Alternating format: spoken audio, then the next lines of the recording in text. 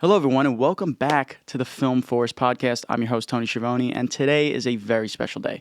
We've reached episode 10, double digits. We've come a long way. What better way to celebrate double digits than with not one but two guests? Yes, you heard that correctly. Today we'll be interviewing Kyler and Kaitlyn Lopez, a married couple but also business partners who run a marketing agency that specializes in DTC consumer product launches. So we're going to get into everything from direct response marketing, commercials, screenwriting, script planning, everything. We're going to get into the heads of these mastermind marketers. So prepare and buckle up, get your marketing thinking caps, and prepare for an awesome episode.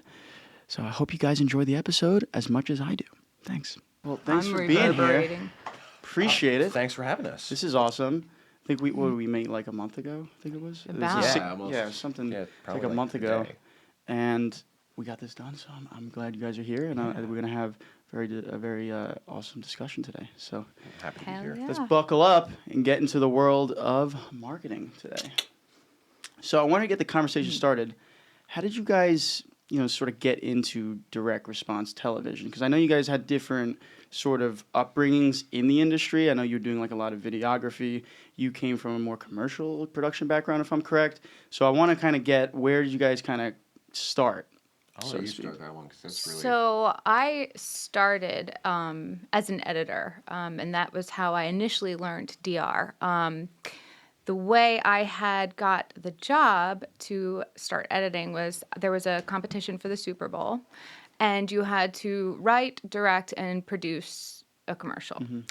And at the time I was 21, prior to that, I had gone to college for about a year, and everything school-wise, I just failed at. I was horrible in math, hated science, everything, because all I was doing was wanting to write.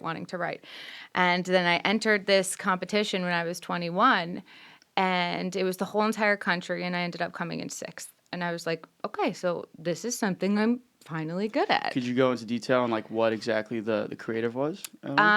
So I did... What was the first one I did? Because I entered it then years and years. Like, I did it every year for a while. The very first one was there were 2 cops, and rather than them having... that was it? Suck it up and share?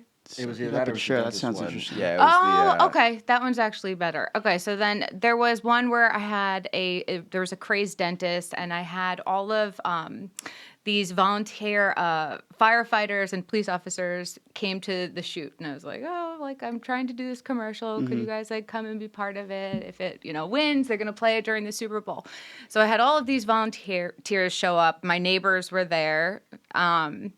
It was like 32 degrees out, and we were making it look like there was this breaking news report that happened, and there was this dentist, and he's like held up in this office, and he's locked in, and all of these patients have no teeth. They all are missing teeth, and they're like, I don't know what happened. I went to this dentist, like I went under, and when I woke up, I didn't have any teeth anymore. And the kicker was that the news reporter was like, what could he be doing with all of these teeth? And then you go in, and the second shoe that drops is that he was removing their teeth so that they couldn't eat the Doritos. So it was like crunch included, teeth required. And so he's like, now they're all mine. And he's like held up with all of the Doritos bags. For some reason, that reminds me of an episode from The Twilight Zone. I don't know if you remember. It was the one where it's called Beauty is in the Eye of the Beholder. And it's basically about all these doctors, but you never see their faces, and they're doing an operation on like the ugliest person in the world, but you never get to see her face until the very end, where she's like this like beautiful woman that like, and then you start seeing the doctors' faces, and they're like all messed up, and it's like Beauty's in the Eye of the Beholder. But it reminded me because of all like the teeth thing, like that kind of like rang a bell in the Twilight Zone. But that's cool. That's awesome. And then after that happened, I had a company reach out to me, and they were doing like Snuggie. Do you remember the Snuggie commercials? How could you forget? I do. Yeah, so I started working on products like Snuggie. I did some Trojan. I did flawless. That Very was even interesting. before you. A lot of the commercials that they make parodies for that you see, where it's like Slam Chop. Yeah. ShamWow, Like OxyClean. OxyClean. So you were directing mainly on these, or So what? I was editing first. That Editing. was where I was really learning how to put together a story. And then during lunch breaks, like I would go downstairs because the whole set was downstairs, and I would just kind of watch. And then eventually I started to help with some of the producing. And then it was just a little bit at a time. And ultimately I found that directing really lit me up because I was able to see something from like concept to the final product, and it was just I already knew what I would need because I would be the one editing it, so I didn't have to be like, why did the director not get these shots? What, like, how could they not? Why wouldn't they do this for safety? Why would they, zoom in all the way where now I can't? So I was able to save this company so much money on having to do like second shoots and pickup shots because I would be coming up with creative ways to solve it. First of all, in the edit, but then later when I was directing, I would get all the stuff that I knew that I would need. Well, because it's like I like also editing my own stuff because oftentimes the both parts aren't thinking about each other in a weird way. Like the director's not thinking really about the editor when he's directing, or the editor's like, not really thinking about the director when he's editing in a weird way. So it's like being able to do it, both just one person. You're able to convey. You really see the big picture, and you're like, I know that I'm going to need this, or I know that like we might run into a legal issue later, so let's do it this way for safety. And it makes it run so much smoother that way. So it's just kind of an upward trend of kind of starting as editor and then just working your way up with all these commercials. Mm-hmm. Awesome. Yeah. Cool. So what about you, Kyler? Well, for me, I was always really into like videos and stuff. Like when I was a kid, VFX is what really drew me into wanting to do film. I started by trying to figure out what the hell After Effects was and like doing these silly still don't little know. VFX. That's my bread and butter. I still don't know. To me, After Effects was, I don't know, it was kind of like if you look at Premiere and Photoshop and Illustrator and all that stuff, if you know After Effects, you kind of know like the general gist of how all those other programs work. Maybe not so much the other way around. So After Effects is what really lit me up as a kid. And then I used the knowledge from editing to then figure out, all right, well, like, how do we like shoot these videos? How do we make them cool? And that eventually turned into me starting my business when I was 14, doing like event videography. So A lot of weddings, right? There's a lot of weddings you did a lot of in weddings. college. Yeah. I want to talk about like balancing that in college because I know that's a very, for those watching, me and you went to Hofstra and we were both in the same fraternity. Yeah, which is very interesting, which is so crazy because like the weird. people. Let's just talk about that real quick because that was just like. Nick was showing me this video. We had like Kyler and Kaitlyn come in to do like this poof thing in the studio because I'm just always interested in what's going on here. I come here like once a week, after school is done, and he's showing me all these videos. And I'm like, Kyler, like I only know so many Kylers in like my brain. I feel like it's pretty one uncommon it's name. uncommon name. Yeah. And he said Kyler Lopez, and I'm like, no way. And then he's like, yeah, he went to Hofstra or whatever. And I'm like, so you're telling me the people that I meet on just from buying a Ninja, that's how I met Sam actually. Yeah. I bought a Ninja. Somehow know someone else that was in my fraternity somehow, and you guys were doing content here. Like I knew I had to get in touch with you. It's so weird how these things work.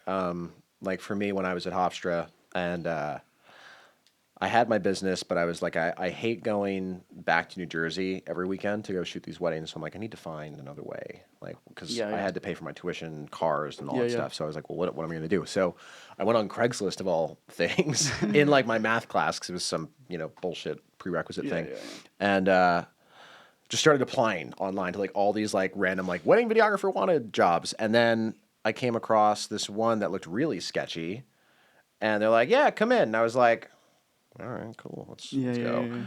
And that ended up being Studio 27, which is where we all met each other. Nick, Neo, Sam, like we all came from the same studio. Robbie Zacharias as well. He was on episode 1 of this podcast. Yeah, Funny enough. he used crazy. to work with me doing the Studio 27 weddings often enough. He'd come and assist, and he was great. It's just so weird how like I know. you I always think about this kind of stuff. it Like, seems so much like for me, right? I'm 21, like I'm just kind of getting into this world of production. It seems so much bigger than it actually is. Once you actually enter it, I'm like, oh my god, like this person knows this Everyone person knows knows this person, everyone. and it's just a big kind of like circle Yeah. of everyone. It's crazy. it's similar with the DR world too. It's like you look at it, you're like, oh, that's got to be like a huge, like everyone's got to be in this Yeah. thing, and then it's like, oh wait, so there's like what 3, maybe 4 major players, and the Yeah. rest are all like, Yeah, it's just it's it's a a small weird world. perception thing. I know. So you were doing kind of independent jobs. And Yeah, then well, what yeah. happened? So in New Jersey, I was like, wow, I think I could like make money doing this. So I got some like weird offer working for this DJ. I was looking for work, and I was like 14 at the time, so I couldn't even drive. So like my parents were like bringing me to these You like Sweet started young. 16s. What age did you start doing videography? 10. But it was Really? It wasn't That like always blows my professional mind. or anything. It was like me learning, wanting to know more about like how He shows cameras me work. videos from like that he did when he was that young, and I just am like, Yeah. did you just make a plane explode? Like, why does that look real? Yeah. Like, Do you need certain That's the like kind of stuff I paperwork loved. because you're working that young? Like, Yeah, how well, does that work? How does that work? Like, Yeah, that was my dad and I used to butt heads about that because he owned a lifeguarding and pool business. I started working as a cabana boy for him when I was 13, and then started getting into the video thing. And he kept wanting me to go back and work for him every summer, but I was like, dude, like yeah. I could shoot this one thing once a week, and I'm making what I would make in a week in a day, or even just a couple of hours. I'm like, why am I gonna? And he, so Experiencing the same thing. yeah, we left on a bad note when I went to college, but fortunately, I've kind of been able to mend that since then. But yeah, so got into like Sweet 16s, bar mitzvahs, and then weddings kind of became the bread and butter around like 17. I did a couple of weddings before that, but it wasn't really something that I was like super comfortable doing. I don't know who would trust someone so young to shoot their Yeah, wedding. well, yeah, but- that too. But also, like, what would you say is like? I like to ask people this because everyone I've kind of interviewed has done weddings at some point. What was the biggest, I guess, net benefit from like doing weddings from a production standpoint, like from like pre-production and like actually doing it and like shooting? Did you learn a lot by shooting weddings? I feel like I learned everything from shooting Yeah. weddings. It was like such a Because it's like it's a great Right. thing to start with, I think, because it teaches you to understand like emotion and like how things like camera movement and lighting can affect that. Teaches you editing. You have to be editing your own stuff, especially like when you're starting out. Because like, who's going to edit some like amateur? I did this wedding. Yeah. It just doesn't happen. So you have to learn editing. Then you're learning how to communicate with people. Like starting a business. That's like important, how am I supposed to get new clients from there? How do I do my taxes? Like that was a whole other thing that I messed up on a couple of dude. times when I was a kid. Like this did not year understand was a mess that. for me. This year was a mess for me. It was Yeah. my first year, like actually. Oh, it's like It gets so tricky. unprepared. Yeah, it felt like I was constantly putting out fires, like from such an early age when it came to like, oh, well, there's this problem, and like you can't afford to get this, but like you have to get this in order to do this job, and it's like it just became such a, this is just your life, and you have to just keep going and going and going, and that eventually led to me being able to afford to go to college because we had to deal with like my parents, where it was like they didn't want me to go into debt, but I was like, I need to get out of here. Like, I have to leave. Yeah. So we had like an arrangement. It's like, okay, you can make or grab like a loan for like $20K. It's as much as you can pull out. Because I couldn't get a loan myself. Like, they had to co-sign on it because, like, you're like a 17-year-old delinquent. Like, who's going to sign a loan on that? So they were like, all right, like, here's the deal. $20K, that's all you got. And you have to pay it down before the end of the year if you want to get, if you need another loan to go to sophomore year. So I was like, all right, like, let's do this. And, yeah, the school work life balance thing was very unbalanced. That's what I want to. Yeah, it's even for me right now. It's just like I just want to edit during class. I just want to skip class. Like I skip class just to come here a lot, but it's kind of the senioritis thing. Yeah, for me. But, to me though, it's like when it comes to college, especially if you're going into this field specifically, anything film related, it's all about who you meet. If you're good at networking and talking to people, you're gonna probably end up doing some pretty great stuff. yeah. If you're more introverted and But it's a lone wolf. skill. You Yeah, can learn. you develop how to that do over time. You Yeah, You have that's to do it. You have to get out of that comfort zone of saying, this makes me really, really uncomfortable, kind of just going up to people and networking. But the more you do it, the better you get at it, the more comfortable you get with it. And that is where the best connections are made. Yeah. I always dreaded, like, even thinking about it to this day, I'm like, ugh. What? Getting on the phone with like potential wedding clients. Yeah. And like having to hear about their day and all this stuff. And it's Yeah, like, I don't care. and at first it like, dude, I just wouldn't get on the phone with them. Like they'd book me just through emails and stuff. And And you like, just- I was just like, great. Don't have to talk to them. I'd like meet them day. I'd be like, Yeah. Hi. Yeah, And yeah. we talked over the emails. Yeah. But no, as you start to get better at communicating with strangers and stuff, it becomes a lot easier. And I think it's a big proponent to like why we are as successful as we are at this point. You're one of the best communicators I've ever met. And I think that, I don't know, just having that in your arsenal to use outside of just the creative stuff is Yeah, for sure. Absolutely. like, Just I wanna do remember I one was more. doing weddings where it was me and like one other person, but I have like 4 cameras running. Mm-hmm. How great it would be to have an iPad because I'm constantly walking back and forth between all 4 cameras Yeah. to see like, did someone move? Are we in focus? Like, and it would be so useful in this situation, like to have like an iPad where you can just like track and the head will automatically pan and tilt. Well, the like, thing with the person, you know. the thing that this podcast has taught me so much is audio, like how important audio is and how to manage Trust audio us, and we're like dealing with an We're audio dealing with it right issue now. Yeah, really? now. Yeah. Actually, we were going to have somebody come here just so we could record a couple of lines because we just recorded a voiceover for a new poof spot, and our main talent didn't have a car to cut because he usually drives out to us from Brooklyn and he records it at our studio. And so he was recording it from his house, and my God, like we've already collectively spent like what Boy, hours It and was- hours trying. It's it just was nasty. he Yeah. sounds like he's in a tin can, and there's nothing. That He can sounds like he fucking is a change tin that. can. It like There was nothing that can be done. because there's like sound blocking and shit you can do. I'm like, I don't know what the fuck is. dude, happening. it's just like invest in good audio equipment. And honestly, if your visuals suck, it doesn't matter because as long as you're able to hear what people are saying, like Yeah. you're golden. It really takes down. And I learned that with weddings. It's like if your audio quality is not on par with like your visuals, no one cares. Like you're not gonna like who cares? Like saying the most beautiful things if you could barely hear it. It's like what the hell am I Yeah, listening yeah, to? or it sounds like a tin can, like you're saying. It was like oh my it was like gosh. the children's things where you have the can and like the rope. The- and, like, Yes. That was And you're yeah, like, talking "Can you exactly. hear me?" And I was like, That's- how can there be nothing done with AI and everything that's available? How can we not just Well, have something? If can't it's Have make you gold out of a tried? turd. Have you tried. tried Adobe Podcast Enhance AI Yeah, before? yeah. What do you think of it? I was trying that when it was in beta. Like you had to go to the website Yeah, and like yeah. it helped me out immensely with one wedding in particular. And it That was was wild. your audio could be like really shot, and and it was able to really like and it took it from it was like on camera audio. Like It's I put insane. up like somehow something happened, There car was got words you corrupt. could not even hear from the groom, and brought it brought back. it back, and that Yeah, was during the vow, yeah. so It's it was like Awesome. I wish, and I think that the enhanced speech feature in Premiere is that. But It is. I feel like it doesn't work as well as it I did actually on thought the it made website. it way Yeah. worse. It Every does. time that I've done It it, it's muffles made it. it worse. It makes it sound like that. Well- It's like well- so beasy and like just. Ugh. for me, I'm a DaVinci editor, so I don't. I I know. don't I'm know. jealous. We talked I love about DaVinci. that. I think love it's I great. DaVinci. really, really, really, really I want love it. DaVinci. Until Poof sells and that is kind of like Yeah. done. Yeah. We can't switch 'cause Premiere has us everything by that the balls. Everything we have done for Poof has been through Premiere, and it is. Oh no. and you constantly have to go back and like the spot's always evolving depending on like legal and stuff. So Yeah. It also depends what you want. Like, I mean, DaVinci for me, I love the color grading. I'm big on like I love that too, coloring. yeah. I love getting a look, and I love the step-by-step note structure they have versus Premiere. It's kind of just like one. It's like amateur. Lightroom. It's like amateur. Lightroom. Yeah. And like Sam's editing in his office. I'm like, why don't you just use? He's like, fuck DaVinci. I'm like, come on, dude. It's like just try it out.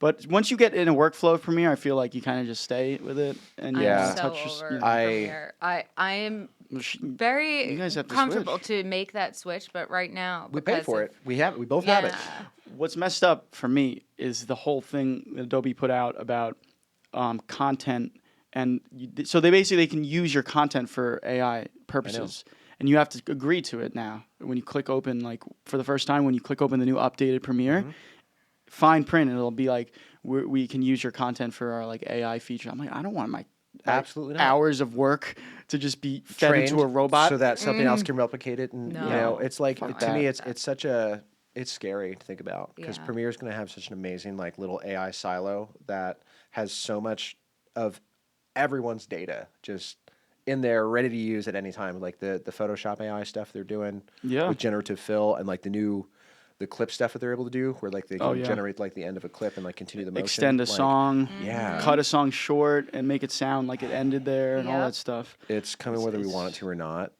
which is like a double-edged sword, I guess. But you better, learn it and know it well so that, because, it's coming whether we want it to come or not. So the best thing is to really, really explore it, understand it well, and be like, how can I use this to work with our workflow? We have to incorporate it into our workflow. It's definitely lowering the bar of entry to get into film, which I think is like, it's a good thing. It is. It's a good thing, but it kind of reminds me of when everyone made the switch from film to digital.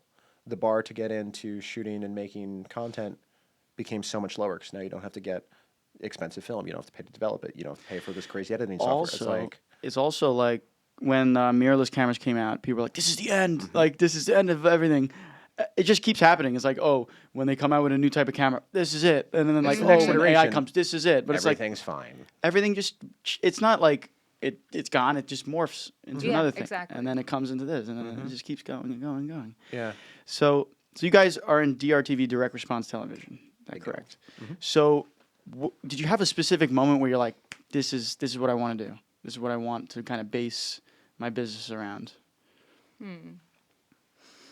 Because I've never heard of direct, like I didn't know that was a term until you guys actually introduced. That was. Could you elaborate a little bit on, like, just for the viewers, on exactly what direct response TV is? Yeah, you can start because I was thinking about. So direct response television is it's basically your quintessential, very selly approach to moving product very quickly. If you're starting a brand, you have no social media presence or anything whatsoever, totally like brand new concept. This allows you to launch that concept and turn it into something so much bigger than itself in a very small amount of time. It's very data and analytically driven to produce the highest yield in sales. So we use clever wording, responsible by moi. Yeah. And for somebody that But what is the line between that? Like you saying, like clever wording, but also like kind of like, because with marketing it can be a little deceptive. Not saying you guys, but like other people and other products out there are definitely like kind of teetering that line of like what is the right thing versus what can generate sales. So how do you guys manage that? Well, it's a lot harder, I think, on TV than it is to do like on social media. You it's can kind get of like away the with Wild a West. lot more on social media, whereas on TV, especially now over the past decade, the legal side of making claims has changed. You used to be able to say whatever you wanted. You could say that something was safe. You could say that it was good for the planet and green, and you could get away with it. And that changed immensely. So now it's at a point that every claim that we make on television has to be backed by data and science. And like with Poof, with something that grew and became so big in such a short amount of time, we were able to initially get away with saying, okay, it's the most powerful pet odor eliminator in the world, which is not necessarily a claim. You could argue that it's hyperbole, the way that it's being said. But when that commercial initially came out, because we were small, it was okay. As we grew and we got big, now these really, really big brands that were competing with us were like, now who the fuck are these people? Yeah. And that was when now the lawyers started getting involved. They're like, you can't say this, you can't say that, you can't say this. So then like the beginning of Poof changed to most powerful in the world to the fastest growing pet odor eliminator. And so now based on Nielsen testing. So we have the data to back that up. That was a term in my class, Nielsen testing. Everything we do, it's all tested. Nielsen's great. The one valuable thing, I guess, from my class I learned. Yeah, it's awesome. Like when we were doing Zevo, we had some really like cool high-tech Nielsen scans where they were doing, they track your eyes, like where you're looking at in the commercial to see. So it'll show you like eye scans. Yes, heart we have rate, that at Hofstra brain scans. So you can tell if things are possibly distracting. It's like they're supposed to be looking here, and now like 80% of people are looking over there. We got to change the color. We had an extra credit assignment where we went into the Hofstra has like these research labs or something, and basically we would do that eye thing, like they have a eye tracker thing, and then the teacher, like after a couple of weeks, they'd put it on the board and see like a bunch of dots everywhere. Yes. Yep. And it's like it was like Amazon pages or something or whatever, and we had to draw conclusions based on that. That's cool that you guys actually like do that though. It's Like so that's awesome. awesome. It's so insightful, and it tells you, like, for us, it was really helpful because you're able to see where the attraction is building with the consumer, and then maybe like a line said, and like suddenly there's like a drop, and then it starts to go back up again. It's like, okay, so this part of the commercial is not working. Why? And it won't tell you why, Yeah, but well, it will tell you that there's something that needs to be changed. And then you can kind of, now it's like a puzzle. So let's change this line. Maybe Yeah. it says something negative, and maybe we change it to say the same thing, but in a positive way. All of a sudden, it starts to go back up. And that's the exciting part of doing DR for me. May not be as cinematic as doing a brand spot, but it's so cool. It's this game that you're Yeah. playing. And with every word, you're either making more sales or less sales. Yeah. And for me, as somebody that's writing these things, and I'm like, wow, okay, let's see how it tests when I say like it this way versus this way. And then it just, I don't know, it's the most exciting thing to see in real time and to experience. And then with the eye scans and us doing focus groups prior to shooting a commercial, we already know it's going to work. As long as the commercial is done by people that are experienced in DR, it's going to work because we've eliminated the guesswork. We know that Yeah, there's a yeah. market. We know who we're talking to. And now it's executing it. So that sort of process before executing, like kind of getting down pat, like the verbiage and all that stuff, is that a costly and extensive process, or like how do you kind of like balance that with, okay, like we're gonna have to invest X amount in before we actually launch this, and we're gonna have to realize this amount to kind of make back or whatever. Yeah, it is definitely Yeah, costly. usually like like between the focus groups and Nielsen testing, it's like a minimum of like 25K. But that you make back so quickly because You then kind you're of have it hitting your packed down, sales like Right. hard at that Yeah. point. If you do that, if you do the due diligence, it's gonna come back to you like at least 5-10 fold. So, what are like the main sort of right now brands that you guys are working with? I want to kind of get a palette of like what are you working on? Poof is consumed our life. Yeah, right Yeah. before Poof, it was Zevo as well. It's the organic insecticide, and they have like the plug-in one that I was doing for almost like 10 years. After Zevo, I think it was Saatchi and Saatchi that took over the marketing, and they did these spots, and they looked great.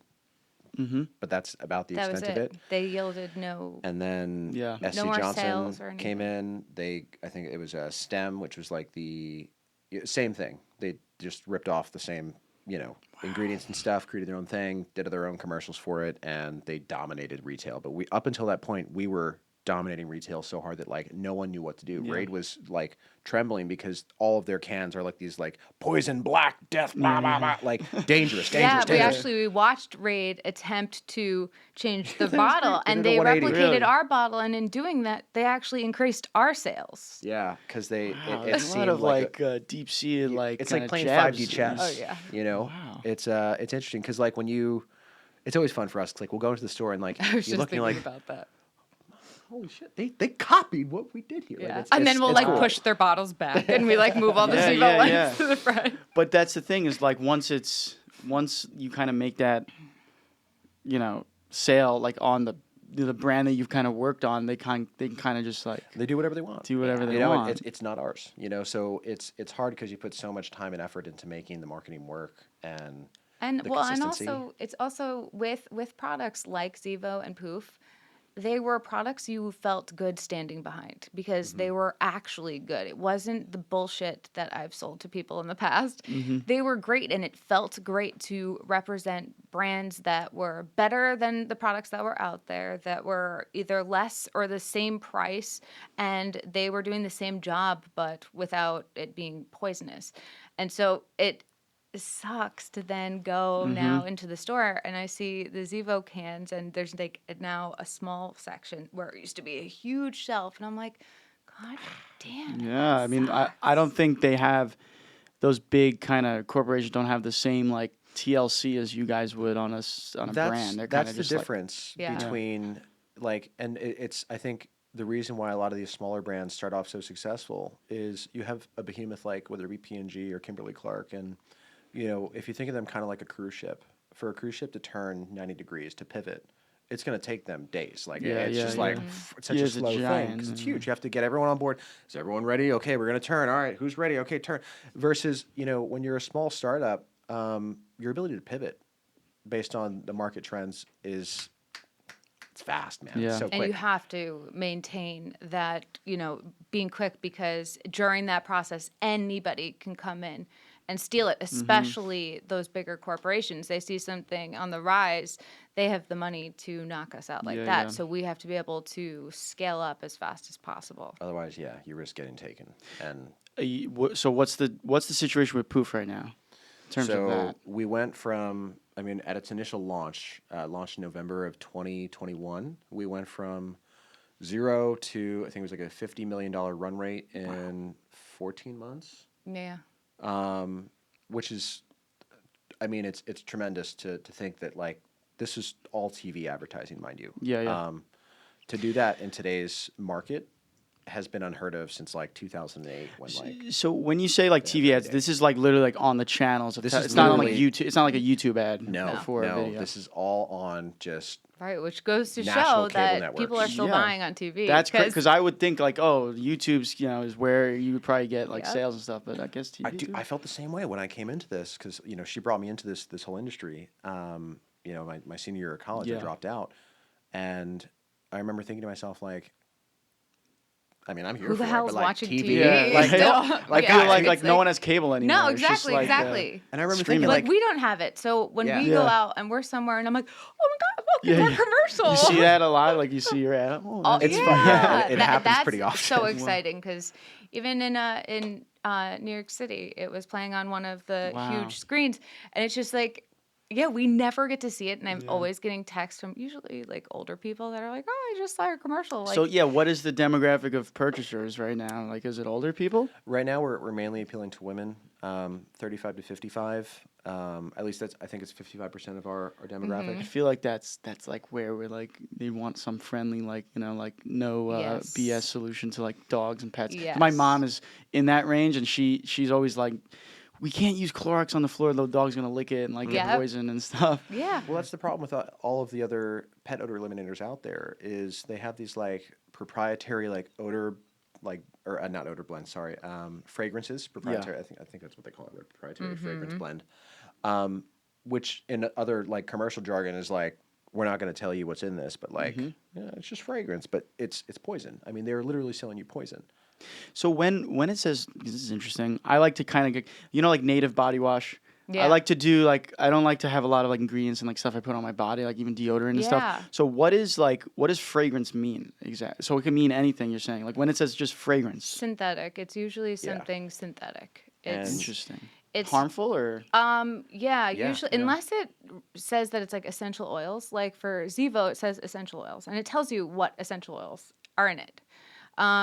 Where there's something else where the marketing maybe looks like organic, whether the packaging is like Yeah. cardboard or it's white and it's designed to make you think that it's safe, and then you look at it and it's like, oh, like natural fragrances, but it's Yeah. what the That's heck natural does that mean? Fucking not. Right. Yeah. And then how does this smells like vanilla, and you're telling me there's vanilla beans Right, in it's- it? it's Like, synthesized Yeah, by get the why fuck is outta it here. clear? And Yeah. it's just You plug laundry the air beads. freshener in your car. Yeah. Yeah. Candles. You light the candles in your house. You spray Febreze on your couch. Like these things, I hate to say it, but like they are killing you slowly. Yeah. The biggest proponent in my experience is Naked, the drink.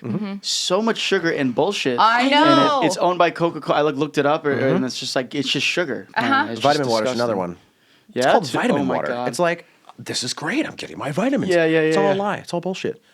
Are they Great all marketing. owned by? They're all owned by like one They're owned by umbrella. the giant conglomerate. It's either PepsiCo or like So why the fuck? So then, going back to the ethical thing, why aren't they like out of like business? You can't do that. Like, why are they able to do that still? deep pockets. If you think about it, Everyone like, wants money, right? if you have a And team of that's- lawyers behind you, Yeah, you just pay right? people Like off. P&G, dude, they've been through so many lawsuits. Like they've killed so many people with. You might remember that podcast about the tampons that were being, it was like the first like tampons. Yeah, like, and these how are many safe. people died from them? TSS. They were dying of toxic shock syndrome because the tampons were soaked in a chemical that they didn't test, and it all of a sudden all these women started going to the emergency room and dying. And then it wasn't until later that they found out that it was the tampons that they were using that were killing them. The same thing with I'm a big like gym guy, so like all the pre-workout stuff is not, you don't have to like be whatever reviewed or whatever by the FDA anymore apparently, like a pre-workout product, so it's like it's all up to them. They can do whatever they want, and it's like Nothing good can come out of self-regulation. It's like what the fuck, you know? I'm not a huge fan of like I don't want the government coming in and telling me everything about like, course, you could have this, but there needs to be some sort of regulatory board, I think, to set guidelines for what is allowed and what isn't. Because when you're doing this by like the seat of your pants, you're just making these concoctions of, let's like put in like 400 milligrams of caffeine. Yeah. And then Or let's like someone put in like deer antlers. Oh my God. I Bucked up, they put in surprised. like deer antler, and I don't know, they like crush it up. So yeah, it makes me question a lot with the products that we consume on a day-to-day basis. Like, It's so interesting. yeah, and I don't know. We were talking about this recently, like with the whole autism thing and like what that correlation could be from, like we don't know, Yeah. you know, and like all these other health effects that we're dealing with as like American society. Like, where's that coming from? Yeah. Is it the food that we're eating? Is it It's everything we're consuming. fragrances It's that the we're food, smelling, it's like, the we don't know. products, it's everything. Well, that's like another thing is you can go down the whole rabbit hole of like the food here, and that, you know, when you go to Italy or something and you have pizza, you lose weight or like whatever, and like, you eat it here and you feel I went to bloated and- Sicily with 3 people that had severe gluten allergies. They ate pasta there; they were absolutely fine. and you feel great. Yeah. And Yeah, it's all like, good. what does that mean? And then You're now not here. tired. You're not lethargic after you eat it. You're like, okay, what is in Even my like food the that does McDonald's. that? I know. It's good. It's like not good, but it's better. I'm obsessed with McDonald's. I am like, too. like when Drunk when I'm drunk at like 2 a.m. yeah. that's our go-to as well. Oh yeah. Oh yeah. But like, you know, you think about like the stuff that we give kids today. Here's like Gushers and Kraft Yeah. mac and cheese, Oh, yeah. and here's I don't know, Trick cereal. Like just in those 3 things alone, the amount of sugar. Well, cereal's done. That's got to. Oh, It's yeah. all That whole- cereals. we were my at the store the other guilty day, and I'm like, pleasure. how is this still like Man. all the I know. sugar in And here? it's just it's so unfortunate because you walk by it and like it's so colorful and you're like, Oh, yeah. like your eyes And are that's drawn the to it. And then power of it's packaging. like, you know, the one side is all of like your fun cereals that you like, and the other side's like all it's like bran flakes, Yeah, and the it's box all is like boring brown and and like shitty. dark, a desaturated purple. It's like why can't we make it look a Well, little then let's fun, get. Well, you know? then that's a testament to the power of packaging. So, do Yeah. you guys kind of what do you guys think about when you're like doing, let's say, poof in the packaging? If you want to like grab that, let's show the people like what does it look like and This evolved what's the so much. Oh yeah, this evolved immensely. So when we first got the product, one, it was called Deodorol, and it was in a bottle that was mostly black, and there was these 2 terrified looking pets cat on and- the front and a that dog. were like, help me. It was And the bottle was it was round, and the nozzle work, was awful, and half the reason that I didn't want to take it on as a product, I was like, I don't like that at all. like it looks like a poison. Like it looks like it was like a spray version of like a Raid bottle. yeah, it looked like something It was dangerous. scary. You know? But then we tried it, and I was like, holy crap. And then, you know, it continued to evolve, and now it looks, It's very clean. A lot more Yeah. sleek than it used to. Yes, Like for when it sure. first launched, the bottle looked more like not so like rounded with the edges and stuff. It had a little bit more of like a sharpness, like more jagged, and really the did. sprayer was pretty Yeah, rough. man, now It it's has like- it has these natural curves to it Yeah, that just it's every product iteration. You know, it just it gets gets better. better. Yeah. Yeah, I think that the 3rd iteration of this is going to be. I mean, So that's the number absolute two. best. But that this is number was- 2, which I think yeah, is. I mean, I'd say well- it's Yeah, pretty, yeah. pretty damn No, good. I It's mean, think like- of all the different bottles we went through when we were trying to find the Oh perfect yeah, bottle. yeah. There We was had like there was like 6. no, there was like 36. Oh we- yeah, we but we narrowed it down to 6. Wow. Yeah. And everything to the nozzle, to the straw being long enough, because all of that stuff, then we get reviews back that people don't like the product because it's not that they don't like what's inside; they don't like the product as a whole, and you'll see the sales dip. So it's like it's And so important to That so like that's half the experience too, right? Yeah. Is the actual like it's also like literally when it gets shipped to your door and you're actually opening it too. Like, what is that experience like? What is Yes, that like? That's exactly, and so- that's a whole other thing. We actually just did a I- video of unboxing it. I can't even begin to tell you. Like half the reason that we got so many 1-star reviews when the product first launched was because the trigger assembly on the original bottle was breaking constantly. It wasn't being packaged well, and people would get it and like, I mean, by no fault of our like, hey, like shipping, Yeah. you know, things get thrown around. 1-star, like came broken. You get a new one, but like, boo. And I That's get it, it yeah, because it's like, yeah. darn, like it's crap. stupid shit. But like, Yeah, you know, But it now has nothing directly to do with the Right. formula, Yes. you know. But that being like that is part of it. So Yes. you have to know that okay, we have to make How do sure we that fix these that? things are solved ahead of time. And it's even like I think also one of the things I saw online was like the actual like the iPhone when you open it. The best part is like when you take off that freaking It's like so satisfying. it's satisfying. just and Yeah. then you see it in the plastic. And then you pull it off. you know, like when you turn the thing up, when you take off those 2 tabs. Yes. That's it. And then you So like how meticulous do they do? That's probably Yeah. like they have that down to a science. Like Oh, they're yeah. doing that for a reason, right? Absolutely. masterful with their packaging. Same Simplicity. with like yeah, and DJI kind of has that same Apple approach. Like with their products, they have the Love ripped it. and you do the thing and you open the white I don't know what box. it is about that stupid sticker thing you peel off, but know. it is It's like you just feel so, so satisfying. happy. I get It's like a the white- dopamine rush For from me, it. it's the white box. It's like the white. I wouldn't call them cardboard, the Apple boxes, but those like plastic kind of. They're like they're like yeah, a hybrid. Like they feel nice in the hand, and they're not like they're not taped. It's just like a nice slide, and it's like oh my god, like it feels so premium. that. Yeah. It's just a white Yeah. box. Yeah. It's like oh my god, a white box. It's- It makes such a difference. It's so it's great. So I want to get into like working as a couple because I know that could be interesting, but also great, but also like like a roller coaster. So what made you guys kind of decide to take that route? Like we're gonna go to into business together, and what has that been like as a married couple now?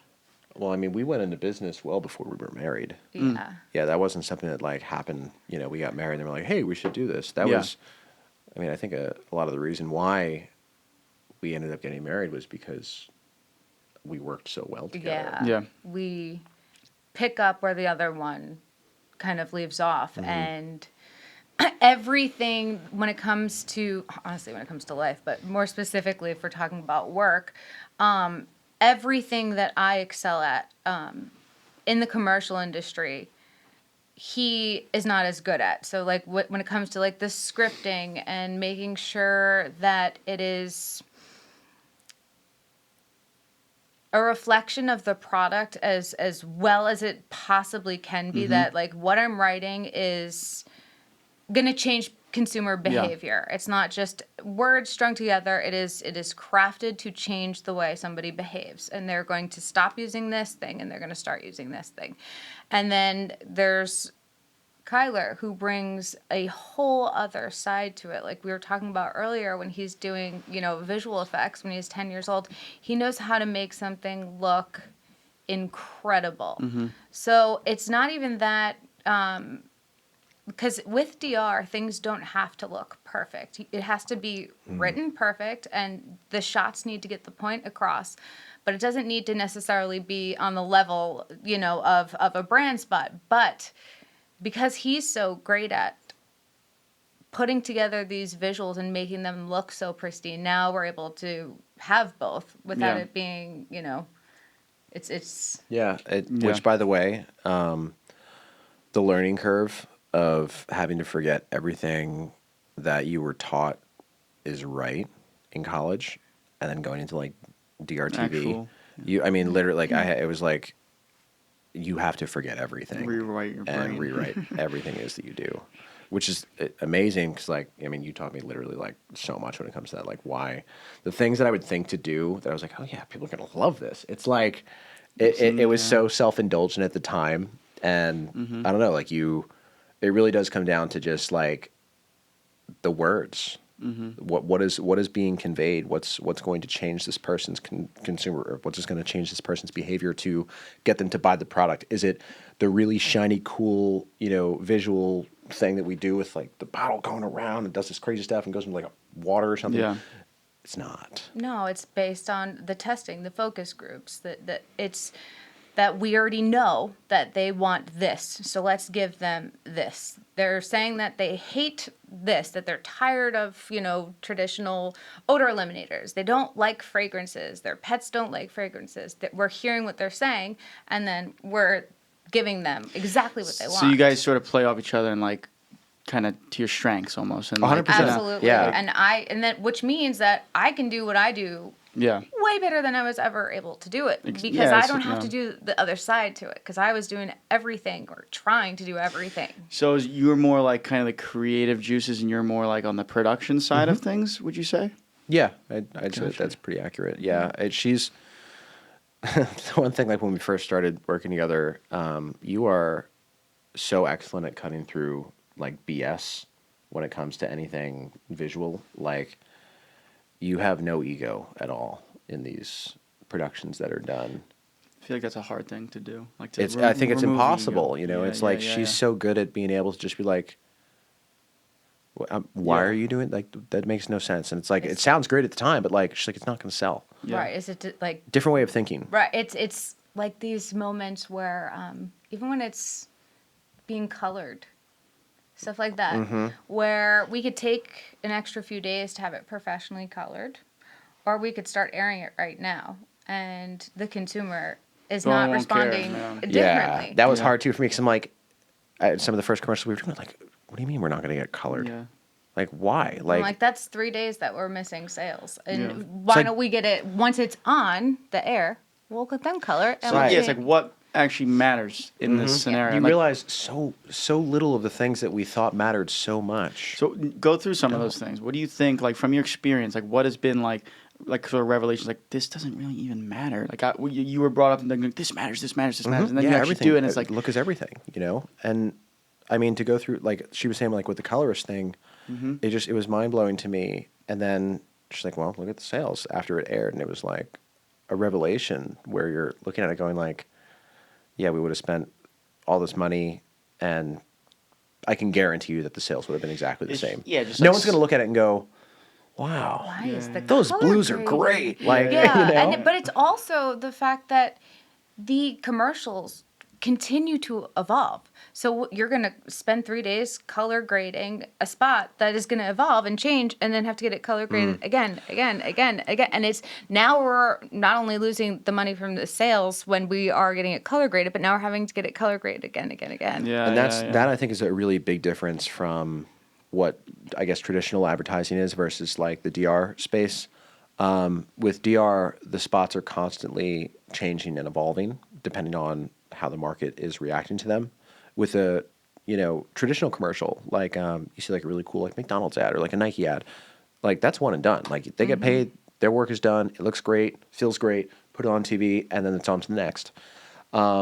Which is great in their own way. I'm not trying to shit on anything that they do. I think it's amazing work. But with DR, she's absolutely right. It does not make sense to pay for these kinds of things when you know that all of this is going to change anyway. And a lot of the time I have to put my ego aside because naturally I'm like, I want to make sure like this shot looks this way and Craft a like, look, oh, like and it was a like- little out of focus here. Yeah, and I was just, like, can't- nobody, because just the other day, 2 days ago, we were doing a shot where we're using poof wipes, and This we're is wiping. like the pickup shots. We're constantly having to do these pickup and you shots. see like the dirt on the wipe, and it's just the slightest bit out of focus. And I was like, it is? And he was like, yeah, I would like to shoot it again. I Can't was like, you see it? I was like, we're not shooting it again. I was like, this shot is literally wipe it and ditch this stink. Yeah. And I was like, and I don't even know if it's going to stay in there. Yeah. It has to get approved. It has to go, because I was talking about the legal side of it. So it's like, I don't even know if that shot's going to make it. But if we know that it is going to work, then okay, fine. If you really want to shoot it again later, then... Yeah, so it's like, I feel like on the feature film side,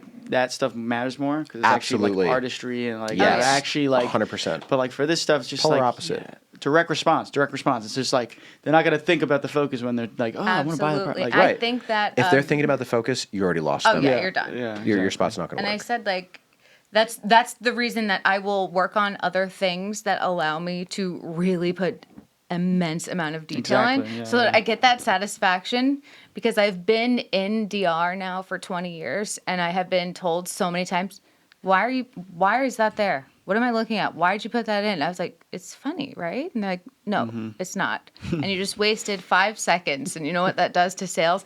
I heard it for so long that I was like, all right, I got to come up with some other way then to get like out that part of me. So I have like my separate stuff where with DR, I just know like, okay, it's like, It's an exact it's science. run and gun, and it's an exact science, and it's just right to the point. Just get to the And point. you guys have a strong partnership then, you would say. Very. Yes. So then, because I know this is obviously in any creative space, you're going to have creative disagreements. So then how do you kind of balance that? Have you guys ever butt heads on something where you kind of have to create like a compromise or resolution on like a product or brand? And how did you handle it? I feel like I'm more. Or has it been just kind of like flowy every time? The only time I butt heads with anybody, it's usually our CMO Jordan. Yeah. But it's with over us, like conceptual issues relating to whatever that spot is. because you know? he'll yield to me when it comes to the creative and the writing, whereas I'll yield to him when it will come to the look. If I don't think like it's something that is going to cost us more time and more money, I'm like, I yield to that. You're right. You know it better than I do. I think we got a good communication going between the two of us, and I think that's the reason that we really don't tend to butt heads. Because at the end of the day, like it'd be one thing if we were both directors or both editors or both doing the same thing. But what's nice is that we don't really overlap too much when it comes to our like respective jobs, like what it is that we're doing. And because of that, and because of her expertise in this field, like I'm not going to sit there and try to pretend like I know more. You know what I mean? We have the same goal with different perspectives. So it's well said. when we both know that this is what we have to do, and we both are able to see it from a different way, that is why it becomes as successful as it becomes, because it's those different perspectives that work together so well on one specific goal. Gotcha. And then, I mean, with editing, it's awesome because it's pretty straightforward for a lot of, like, I will always do the initial edit, but it's great to just be like, I'm like tired, and he can just go right in and take over, and we can kind of switch back and forth. I definitely prefer working out like the finer details. Like in things like with After Effects and whatnot. Yeah, like yeah. it's Yeah, being have able to him like put in like all the fun transitions and everything to make it just elevate it immensely. She takes something and, you know, it's like given the essence of what needs to be done, she'll do it quickly, and like then if she's, you know, tired or whatever, like then I can jump in and be like, okay, I see what it is that you're trying to do here. Let's like find a way to like dial it up and like refine it until it's in a place where it's like Gotcha. That's interesting. Yeah. Have some water, Bill. Yeah, pass it. I sorry I didn't have a water table for you. That's okay. Cool. Is there anything that people might be surprised to learn about both of you?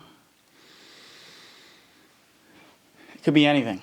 Well, between the months of January and April, we're 11 years apart in So it's a age. fun time for us. Wow. There you go. Okay, that sounded really creepy. That sounded really creepy and gross. Okay. Not to be creepy, but like, you know, I like when little she was boys. 21, I was 10. So There you go. I'm telling you, I highly recommend. you like them young. That. Do we want to get into the how you guys met or no? Or should we not? Well, I guess that's no. I guess no. I think it's a lovely story. Everybody is going to have their different way of interpreting it. I think that it sounds way worse if it's like written down on a piece of paper. You're like, holy crap! Well, why? here you have the opportunity to kind of express it, and you know. Well, folks, we met at a wedding. Obviously, Kyler was filming, and Go figure. obviously, I was the bride. obviously. Yeah, he was my wedding cinematographer, which was hysterical because you said earlier you were like, or one of you was talking about you working when you were so young and showing up to this wedding, and it's like, what is this little kid doing here? That was my first thing I said. I was like, mind you, I wasn't even little then. he was like 19. 19. 19. Yeah. So, like, you know, I think about the poor people who For me, hired, I like, guess that's around my age, but 15-year-old. I guess that's young, right? I was, he's little. Yeah, I was like, little- there's little boy at the there's a little wedding. boy filming. But it was funny That's because the one. he was like, hi, hi, I'm Kyler. And I immediately was like, that is my favorite name in the entire world. Yeah. And he thought I was just saying Being it. And I polite. actually showed him my baby list of names, and Kyler was first on Wow. there. What a And, foreshadowing there. Right? How odd. And everybody, of course, always asked, they're like, so were you guys just like into No. each other? And I was like, no, Mm-hmm. he was Well, this. I was into her, but not in like that way. Like Yeah. it was like she like after the wedding had ended, she was talking a little bit about what it is that she did with commercials, and she was talking about this TV show that she was working on in Russia. And my goal from like a very young age, like once I started doing film, was like I want to do commercials one day. So when she started talking about that, I like lit up and I was like, whoa, like that's awesome. Oh my God. Like I, of course, would love to get to work with this person. She's like amazing. And once I saw his work, I was absolutely blown away. And I reached out to him to see if he would be interested in helping me on a commercial shoot.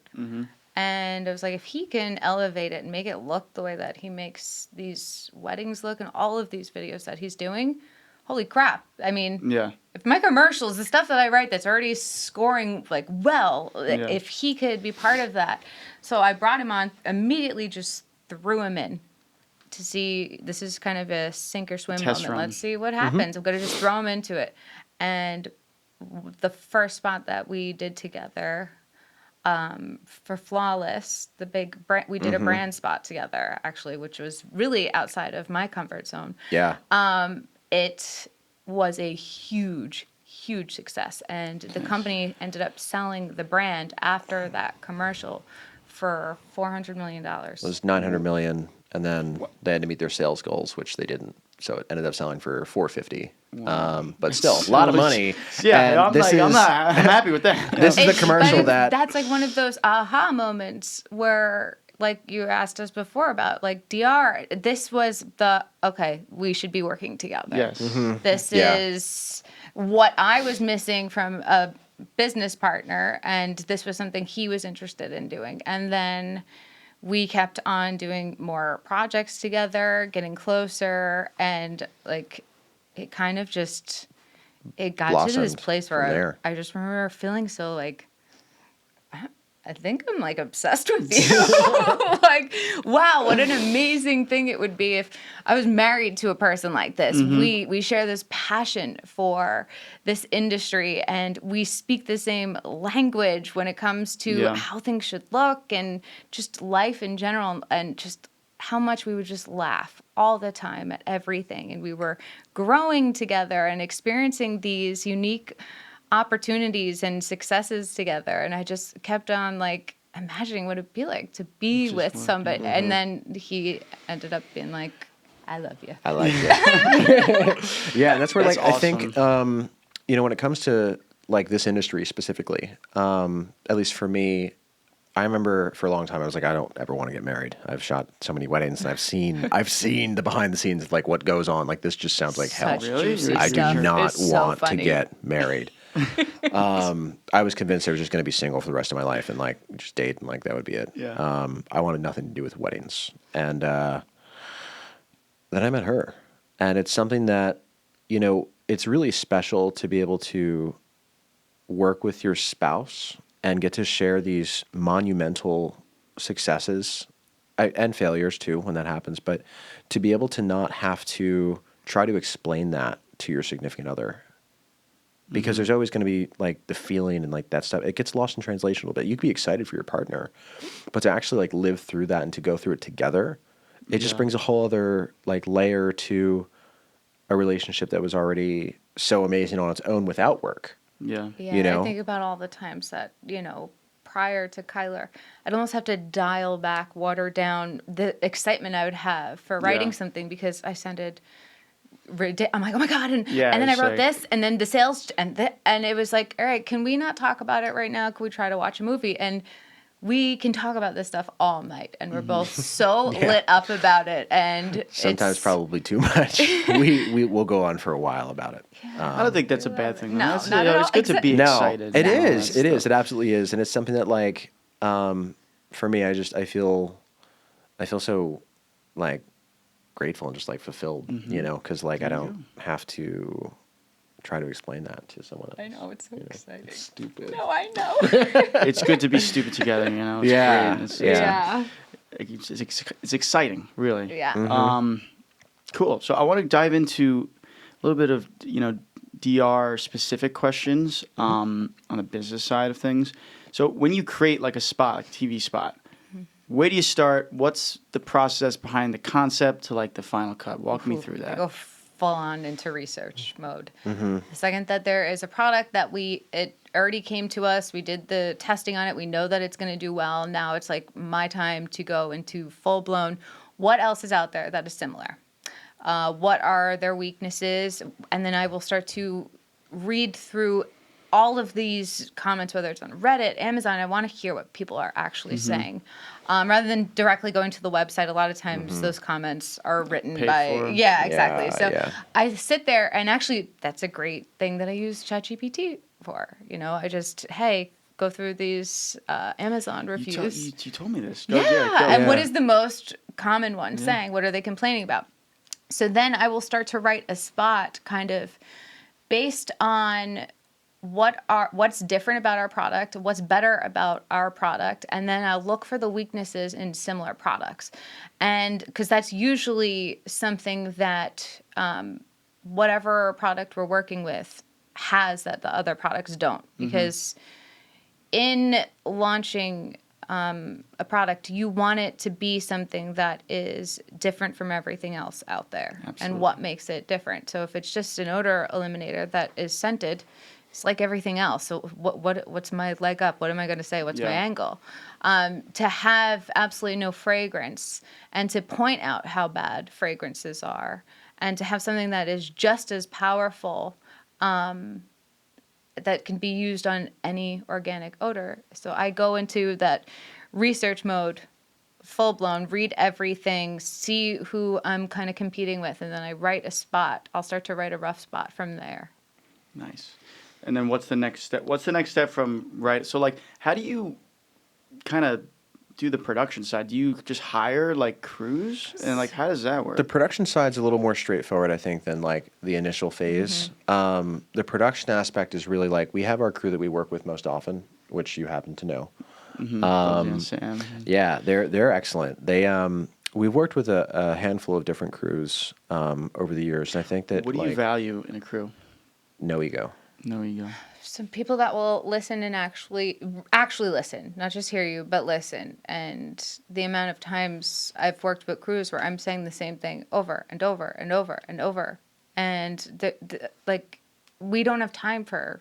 There's a time to ask questions, and that time is not in the middle of everything. And that is something that we run into, where we're running into before we started to work with.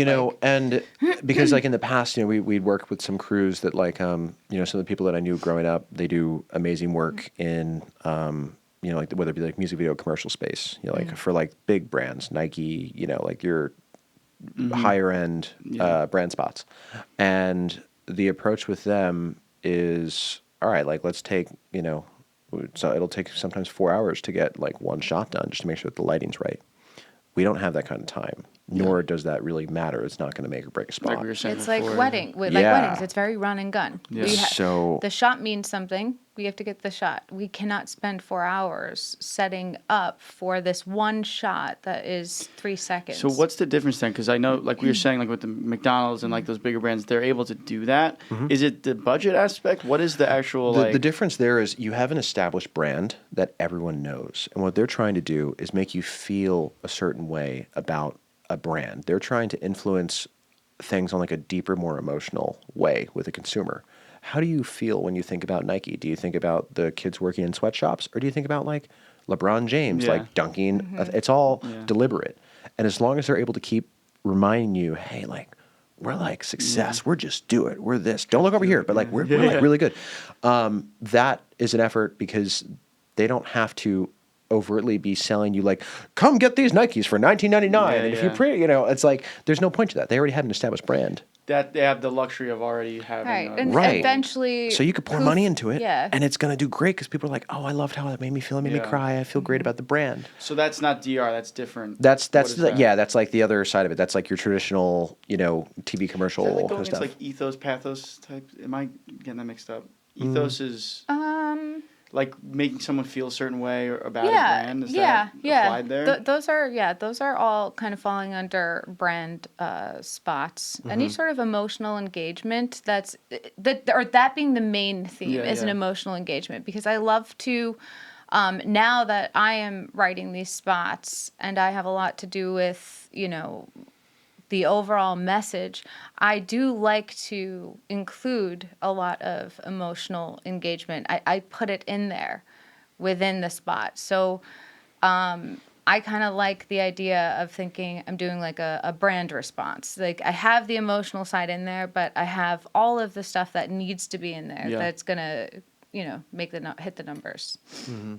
Gotcha. So what you said you were writing, what's your process? Because I know, like, for me at least, I need to be in a certain headspace to write something well. Like, do you have like you need to be in like your sanctuary? Like, what is your process? Boy, I would not call it a sanctuary.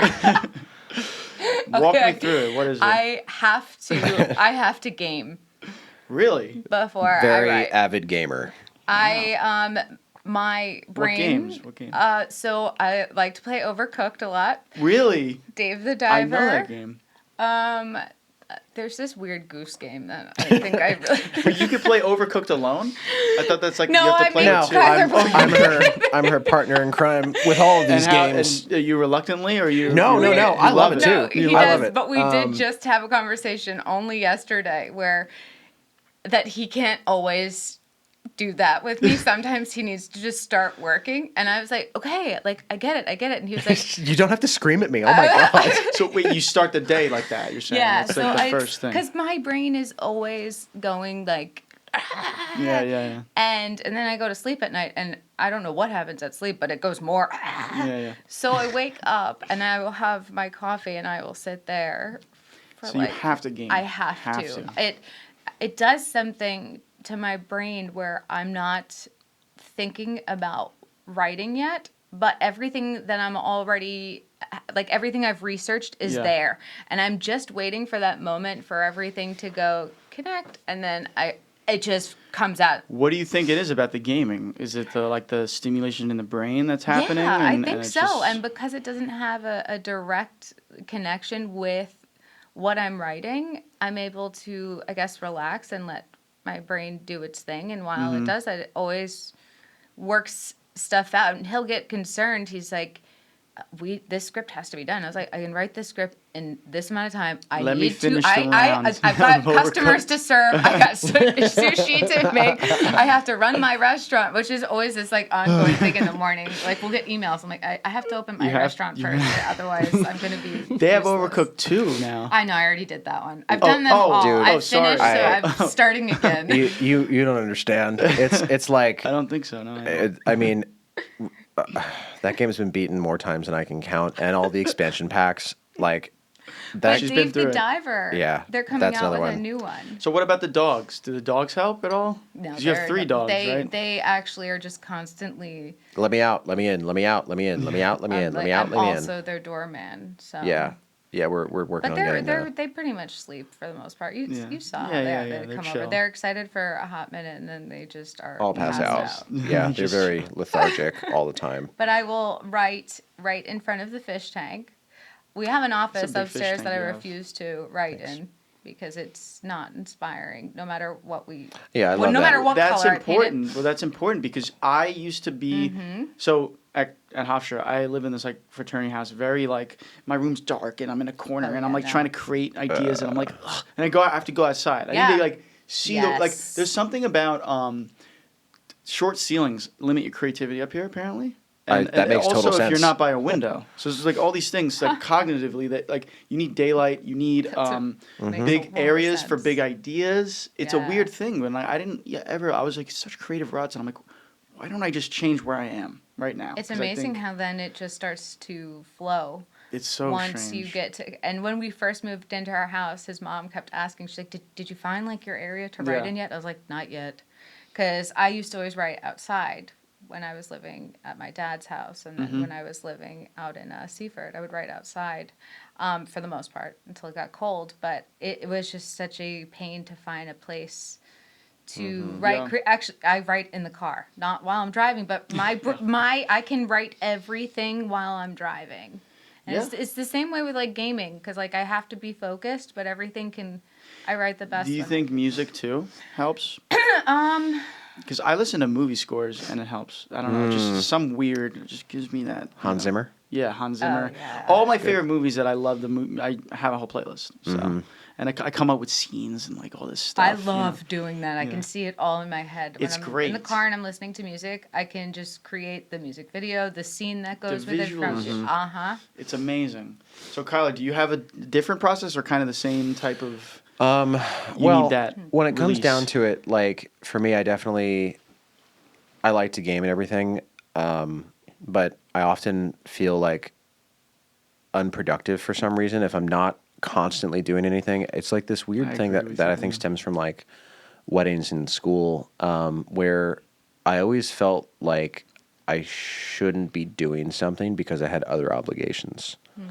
And I struggled with that for so long feel where the like same way. I would not do things that like I guess I would normally otherwise do because I had like a backlog of like, 25 weddings that had to get edited in a matter of, 2 months or something. And that still sits with me. I feel like if I have something that needs to get done, I want to be as efficient as possible, get it out as fast as possible, and like, without sacrificing quality by Yeah, any of means, but like course. making sure that like I'm doing everything I can to get that thing done and have it look as best as it can. That's the biggest thing for me. I think. It's a struggle. I always think I have to be doing something like all But the time. she taught me that you don't always have to be go go go go go go I go. know, Like it's you rough. can walk out and smell the flowers. You can go for a drive to clear your head. You can Yeah. go for a walk or something. Like it is something that I think as I'm continuing to learn is a necessary.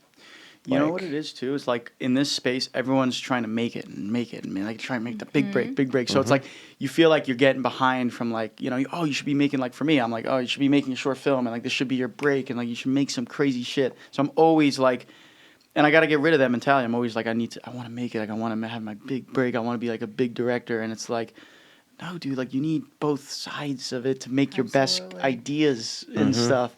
But Balance. yeah, balance is. I mean, in this space, it's so hard. You're not clocking in and out of work. Exactly, It's and it's Yeah. super all the competitive. time. You have to really get good at time management, I think, because it's very easy to like veer one way or the other if you're not kind of like being self-aware of it. Right, You know? or you're not going to your typical job where it's like, you clock in at this hour, you leave at this time. So I found that like I really, really need to have a routine. If I don't have a routine, then I start to feel like crap because I'm doing stuff, but it doesn't feel like I'm doing anything because maybe I'm doing it an hour. I'm working an hour here, then an hour later, then a little Yes. bit, and then at the end of the day, it feels like I didn't do anything. I need like a nice routine. Also, I'm like big on like I don't see the gains yet. I don't see like they're unrealized. right. Like even like with podcasting, it's like I don't have all the views and stuff like that yet. And it's like you just have to keep working through it and understand like you're not gonna see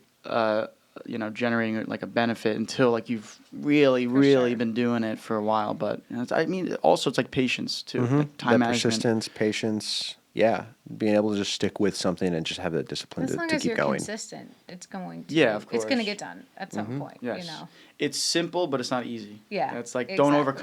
overcomplicate it. You have to. You know what you have to do. Yeah. So when a client comes to you and like I want to scale my brand or product, what type of questions are you asking them? And have you ever had like a hard conversation where you kind of decline, you don't want to work with the product because you don't believe in it? So sort of those two sides of the coin. What type of questions do you ask? And have you ever had someone that is, you're just like, I don't think this is going to work. The questions tend to be very product centric. Like, here's a bottle. All right, well, like, what's it do? Like, Yeah, what's in yeah. it? Tell me about it. Like, what? Give me the You need all the- lowdown. yeah. Yeah, like I understand. Like, if you don't really know how it's going to be positioned in the market yet, but like, give me Something. Give me the do? essence, I right, always of say what what it makes is. it different, what makes it better than what is out there currently. What need is it filling?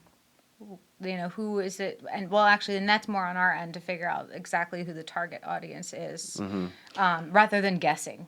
Yeah. It's also like, why should I buy it versus the other thing that's already readily available and probably Right, it's like- cheaper at the time, right? Right. If it's Exactly. more expensive, but it's like, so you want people to pay more money for something that is what? Like, where's it stack And up? that's like, we're going back to the ego thing. It's like, no, like your product might actually not be good, right? Right. Like, Right. and that's the thing. And like, what do you do? How do you challenge that? Like, kind of bring a product that's maybe mundane to a higher. Well, I think about like even like when we were going back to like the model shop and like the guys that would come in with all these like ideas and products and things that like they're like, everyone's gonna love this. This is gonna be great. It's like That's a drill with like a stock on it, so you can like drill into like it's like they're talking about very niche, neat idea, but it's not gonna be creative mass market. niche ideas that are not mass market. We're always wanting to source products that are mass market. Think big. Yeah, Mass you know? market meaning like everyone can buy it? it's or- appealing Yeah. to everybody. It's something that like if you have a pet, everyone who has a pet is gonna want to deal with odor or like or anybody that like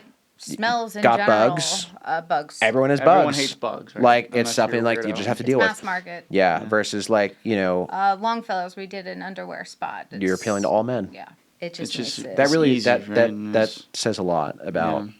like the brand and stuff. Like we use Zevo all the time. We use Poof all the time. Like if we're using it constantly, like we know it's. But you have it's to a great pick the product. right product. So like, are there any that you decline? Has there ever been a case where you've declined working on a product because it's just not working at the time? Maybe you revisit it later or something. I mean, there have been, but like at the end of the day, like we're adults with a mortgage. Right, Yeah. exactly. There's Like- products that I'm not in love with that I think can be improved. So I will give then feedback to say like, this broke the first time that I was Yes. using it, and if you really want this to work and we're going to put the money behind it, this is already a foreseeable issue. There's issues that you don't know yet that come and you can then fix them quick, like with Poof. So you have but to be straight up. Right. Yeah. And it's This like, this tastes like, like we had a smoothie one that's come to us and I was like, this tastes like shit. What was it? Like a It's was like a shaker. super nutrient blend. Yeah, it of- was like a powder that powder. you put into a little shaker, shake it, and it's like It's protein or it's something? it's a great. It's not protein. It's more so for like vitamin and mineral deficiency. So it like Okay. it was sourced from. It was like in the desert. There were these places, these watering holes that all the animals would go, and they would lick this certain like area around this water Mineral. hole. And scientists were baffled as to why they were doing it for such a long time. Yeah. And it wasn't until they went out there and they like took samples and stuff and realized like, wow, like they're doing this because it's instinctual for them, but they had so many of these vitamins and minerals from like decayed, life over time. And it was such a great source of like nutrients for these animals that they were like, we could do something with this. So they ended up turning it into that became like the main part of the product is it has these special, vitamins and minerals in it that really help bring your body back to equilibrium if you're feeling like hungover or like you're feeling like I just feel out of balance and stuff. But you're saying the it's taste it's a was- health shake. see, But you know what? That's the interesting thing. I'm hearing him say it, and I'm like, now I kind of want to do the product. But Yeah, the way yeah, that yeah. it came to us was, this is a smoothie.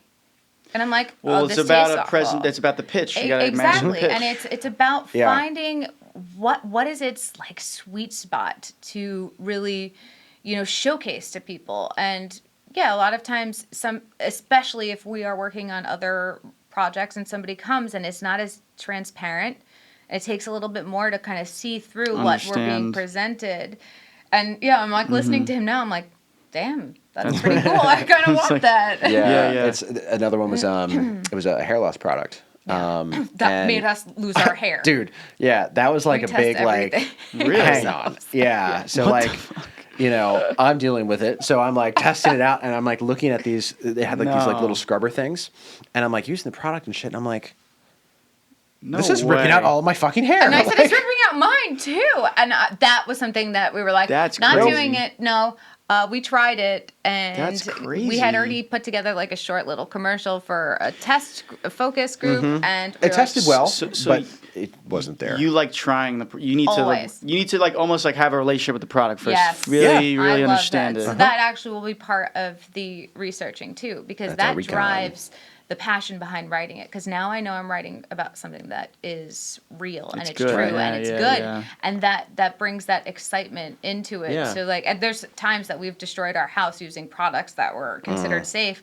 and I Yeah. used it on the tile, and it took off like the coating on the tile. We have my all God. because we Our will. bathroom's still screwed from Like it. the testing zone. It was such a great Yeah. product for jewelry, and like one of the best jewelry cleaners ever. But they were like, yeah, no, it's great on like stainless steel, and you can use it on just about anything. And they were wrong. What's funny about that? This used to be like a jewelry store, I think. And if you, I don't know if really? you noticed, like some of the parts of the rug, they have like spots and stains from the jewelry cleaner. I think it's like right. It's like probably This is right where we under find you. a diamond. Of course, I can't find it Wow, I now, didn't but know that. yeah, like see the orange spots Yeah. there? Uh-huh. That's from the jewelry cleaner apparently on Wow, the carpet. yeah, they're- so the- See, it's harsh They stuff. are. Yes. Yeah, I think it was potassium hydroxide was the main component in that jewelry cleaner, and they didn't really give us totally transparent usage. they're just trying to cases. get someone Like they're like, hey, like this can be used for anything. We want it to be used for And we were like, anything. can it? And so we were like, you got to act like the consumer. It can be used on anything. Let's try it on everything. And there was some things that it was insanely amazing at. Yeah. Oh. We used it on a bolt or a screw from a 1960 Yeah, it was Neo's Volkswagen. van that was parked in our driveway forever. He was trying to like get the rust off these bolts, and it like sat in this like rust remover over the weekend. And he came back and it was still rusty, and he's like, "Man, like what's going on?" And we were testing this product like while he was over, and we were like, "Hey, like I think they said something about like it's used in like hospitals to like clean metals and like remove rust on things. Like let's see what happens."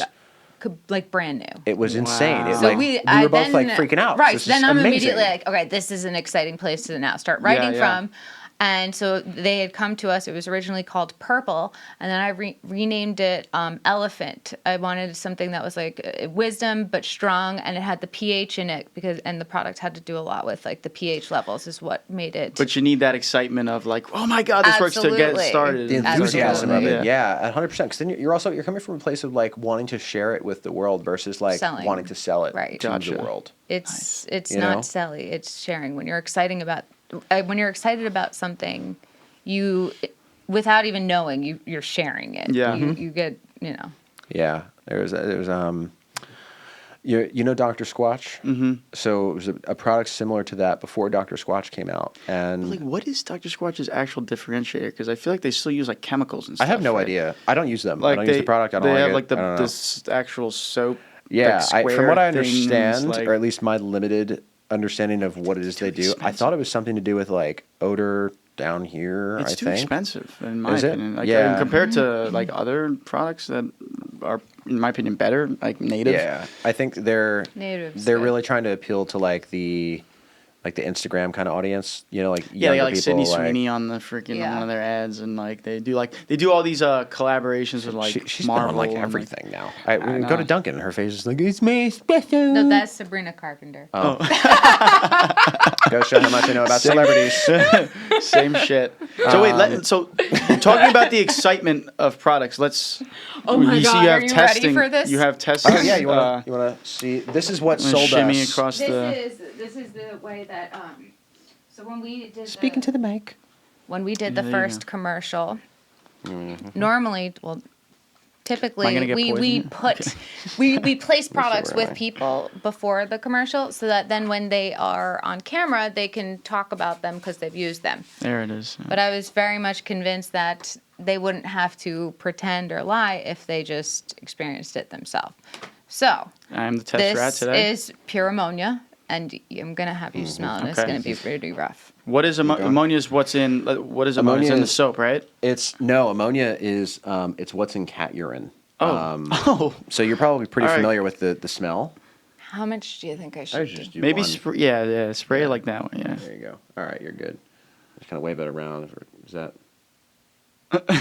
It's been in there for Oh a my God. while, so. Are you? Well, here, don't kill the kid. Okay. I'm gonna wave it out a little bit. Okay.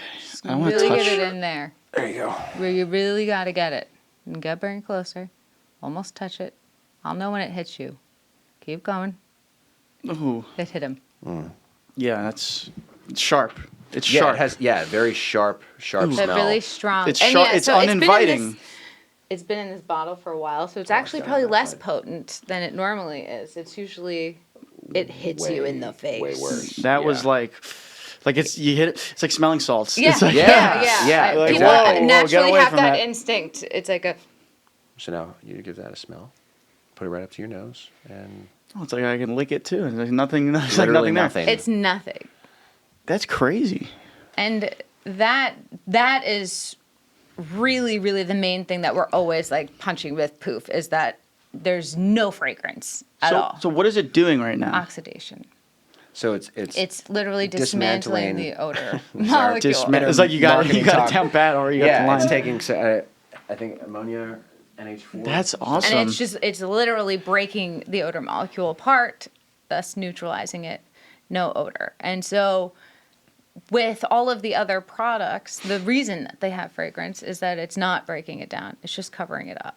Like Febreze. Yeah. Yeah, and that's where Febreze is our biggest competitor, and we're going after them because they have been they claim to be this safe thing. Like you go on their website, and like, oh, all of our ingredients are organic and they're safe. They're this, they're that, and they have these things. Oh, it sounds so good. But then it's the proprietary natural fragrances thing that they'll say is Proprietary blend of oh, fragrances. it's like nothing. It's all just sourced from roses or whatever. It's like. Yeah. No, it's not. We have the studies to back it that you're lying. It's also the visuals on the packaging, right? It's like the flowers. And They're like, Aloha and we use breathe. chemistry. It's safe because it's chemistry. It's Some say science. doctor tested on stuff or whatever. Like That's they say another, dude. That's a what the whole fuck BS is- claim. Like the things that they're able to do now, Yeah. you can put together a panel and call it like the ADA, America's Dental Association, whatever. Like just anyone like- can make that. Like you can be a corporate. Like that could be the thing that you created this thing, ADA and then you proof go and and you're like, hey, we're going to pay for this research study. Hey, doctors, here's $20,000. Here's our product. Do you like it? They're like, yeah. because consumers care about that approval thing. Approval Yeah. when they buy it's it. that all, stamp of it's approval. smoke and mirrors. It's like that's the seal for Like Unfortunately. if it has like a check on the back that says like Yep. approved by millions of doctors worldwide or something. Yeah, Absolutely. and it's something like it's like statistics. You can skew data in any way. For a long time, I mean, cigarettes, they're good for your health. Like, Yeah, are you yeah. kidding me? Like Coca-Cola had the cocaine in Coca-Cola. it, Yeah, didn't it, dude. or something? It's something that the world is always doing this. This is just how corporations work. It's part of society and culture here in America. And I think that what really shines about Poof is the fact that there are no smoke and mirrors. It's simple. There's no fragrance. There's no harsh chemicals. It's so safe. Do that with any other odor eliminator. I'll give you $100. It's Yeah. you can do that when it's sweating outside when it's 80 degrees. yeah, I mean, dude, that is to me It's that's such a amazing. testament to the safety and efficacy of this product specifically because all these other products, the fragrances that are in there and the profound health effects it has on kids For and, me, it's and the elderly. fact it's that just there horrible. are pet products that say do not use Yeah. by your pet, near your pet, not for. That's not a product that's Yeah. designed for pets. Yeah, obviously you don't want to go and drink this thing. Yeah. It says do not ingest or whatever. But Yeah. Yeah, I wouldn't recommend it, but it's fine in small doses. Like you spray it. So how has the campaign been so far? Have you had to pivot with Poof specifically, and has it been challenging? How's it been throughout the whole thing? I think the biggest pivot came early on. Yeah.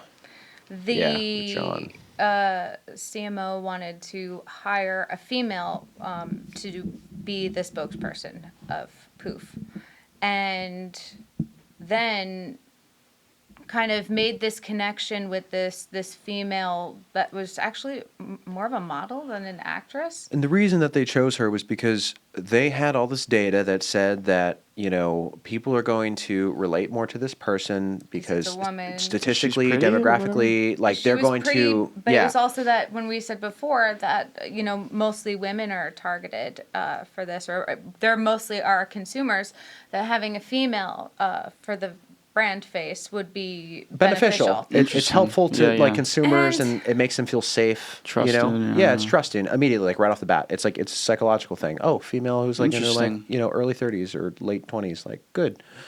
And I came across this guy, John, who ended up being our spokesperson. Yeah, you told me a little bit. And he had the it factor. He was the guy that you talk to him and it feels like you're talking to your best friend. I was like, that's the guy to share Poof with the world. The girl was beautiful, but did she have the capability to do this improv, for this product in a park with all of these random people? We had a few actors there, but the majority of the people that you see in the original spot are random people that were at the park that were drawn in by John's personality. So the night before the shoot, we had this woman that was hired, and I called the CMO and I told him how I felt, and I was like, I feel very strongly about this. I'm visualizing the whole spot in my head, and he came in and He delivered, man. Like, I don't know. He to this day, he told us, like, recently he was at our house. He's like, that still has always been like the hardest thing I've ever done. Yeah. Was that original poof shoot. He had to have his energy at like not even an 11, like a 12 for sustained like 12 hours. Wow. And he's like, I'm not used to doing that. That was like, and to have these lines memorized and be able to he's so unbelievably directable. That was the concern the CMO had, because he has a big like comedy kind of a background, as well as being an actor, and the CMO was saying how it's hard to work with comedians because they will make it all about them. And I was like, well, as the director, I won't let that happen, but I need a big personality. But I can pull his personality down. I can't pull it out when it's just you don't have that it factor. So has he been like he's been the man now? He's been the man. He's been the man from the get-go. He's become our best friend. Yeah. We hang out with him We love all him. the time. He's amazing. And he is just one of the most humble people I have ever met. And talented. I mean, he's just nothing but praise for him. Pivot, you would say, getting John on board. Yeah. We also dealt with some legal things too. I'm not going to get too deep into, but like the National Advertising Division, once Poof started to really grow and disrupt, like Poof has been a huge disruptor in this category, pretty much since its inception. And that when you start getting like lawsuits and stuff from other companies, that is a good sign that you're doing the right thing. So every word of the commercial gets scrutinized, and you have to be able to pivot quickly to make changes based on how the hearing goes and everything. So it's like you have to be able to say the same thing, but not say it the way that you said it. Yeah. And that's where you to say something safe without saying that it's safe. You're doing word acrobatics, trying to like pull it off, but also keep it in the same form factor, like that exactly like 2 minutes, or like you have to have this certain amount of words in there that you can't like then go into like a lengthy explanation of what you're trying to say. Like it has to, Do you know Midday Squares by chance? Jake Carl's. I saw him at some marketing. It was like some marketing. What do you call those convention things where they have people speak? But he was saying how like M&M's sued their. Basically, Midday Squares are like these little like they're supposed to be like sweets, but they're healthy. Let me actually pull up because I don't want to say the wrong thing about these things. But they're actually pretty cool. But he was saying how like basically M&M's they like sued them. Oh, okay. I thought the whole time it was the rapper Eminem suing this chocolate company. I'm like, that's interesting. I thought that Eminem, the rapper, sued M&M's. So I need clarification. We don't even know. It's like it's great. I don't even know. It's like $4,000. I haven't seen him, but yeah. So apparently with these things, let me look at Eminem lawsuit. I'm curious to see like why Lawsuit. I guess they were disrupting it enough to cause a. But they made a issue. huge. They made a huge. They made a diss track on Hershey after they got sued apparently, and it was like the biggest marketing play for their brand, and it like skyrocketed them even further. So it's that's awesome. Changing like a lawsuit into like a marketing. Hey man, there's no such thing as bad PR. Absolutely. It's Any PR is good PR. if you know how to spin it. Yeah. Let me find the specifics on actually what they were suing about. That's a great idea. They literally made like a that's so funny. Consumers love like an underdog story like that, Okay, ready? How to turn a business setback into sex. So it was. Let's see, what was the actual, let me see what the actual lawsuit was.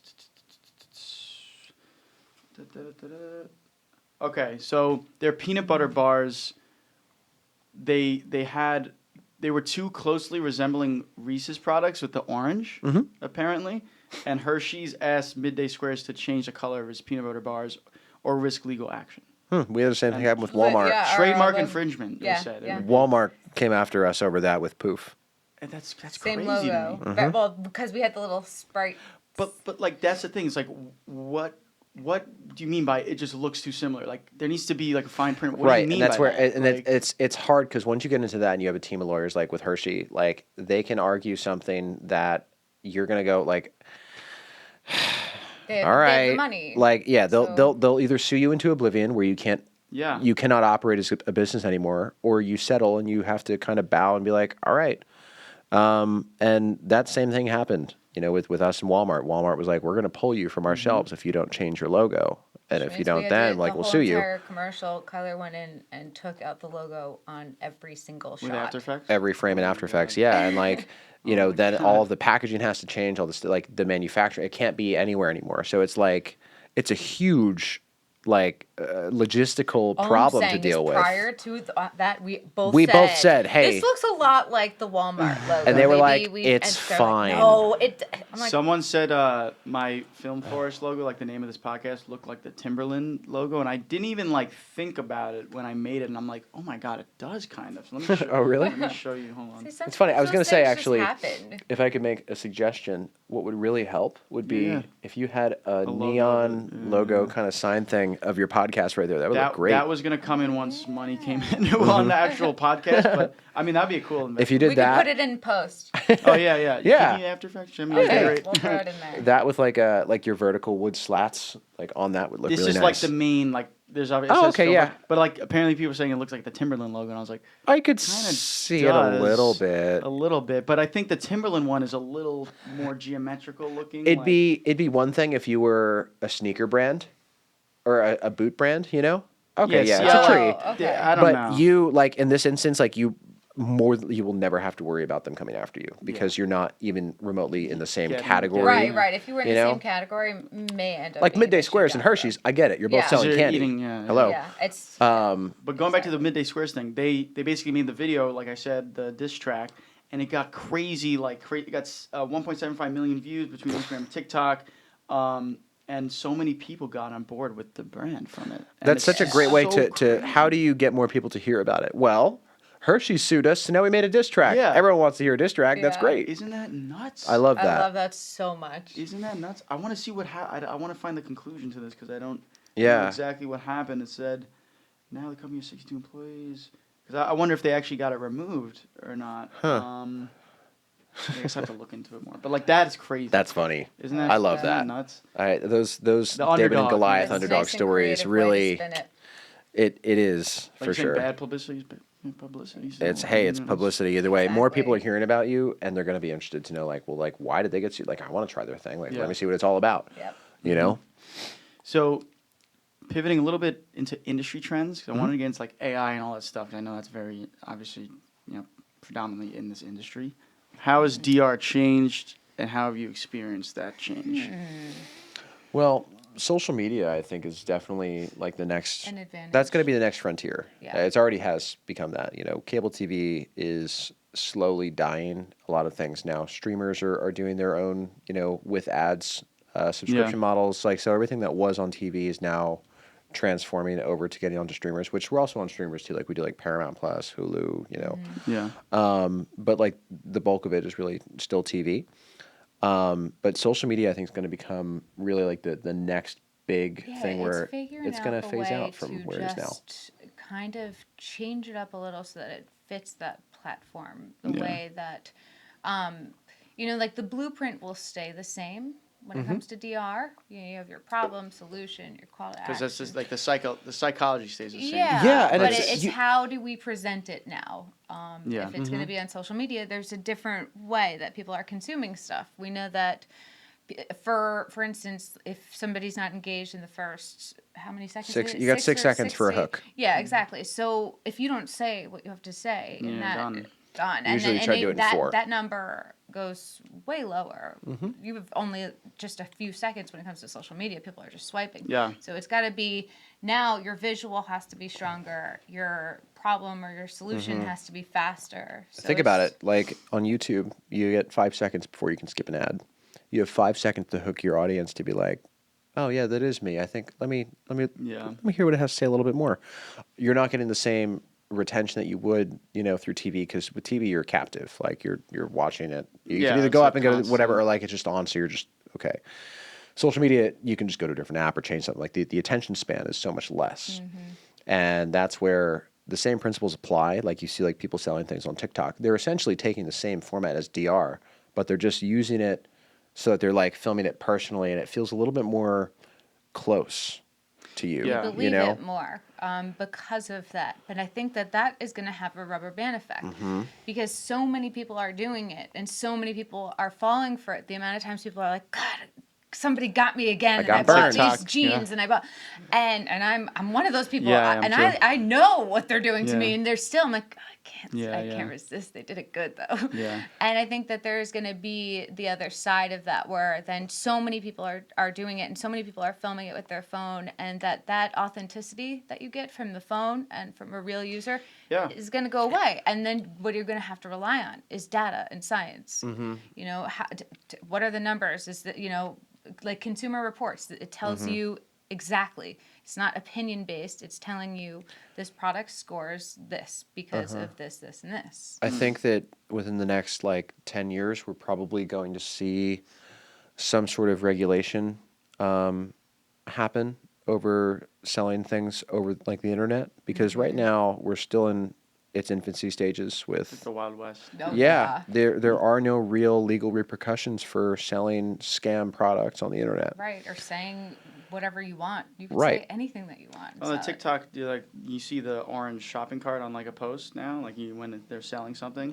What I do, I scroll past it. I'm sick of it now. I Yeah. don't Yeah. even pay. Me too. 'Cause I'm like done. boop boop. Nope. Yeah, like it's I'm just like, I don't if want there's to. a link to a product, I know everything you're telling me can be completely false. If it has Yeah, a million likes, I still absolutely. will just like no, because Out of principle, I've started just being like, no. But like you're saying, like everyone's doing it and there's no regulation, so it's like anyone can say anything and it's like no one's getting in trouble. I think it. it's going to turn into, so like back in the 80s, 80s to the 90s, it was the king of DR, it's like what he called himself, but he was selling everything from like it was like basically it was like snake oil, miracle pills that you take that can cure cancer and cure Alzheimer's and all this stuff, or holy water that like is straight from the Pope, and like all these like ridiculous things that gave infomercials such a bad rap, Yeah. which then caused around like a little before the year 2000, they came in with the regulatory board to say you cannot do that anymore. Like we're making this legal.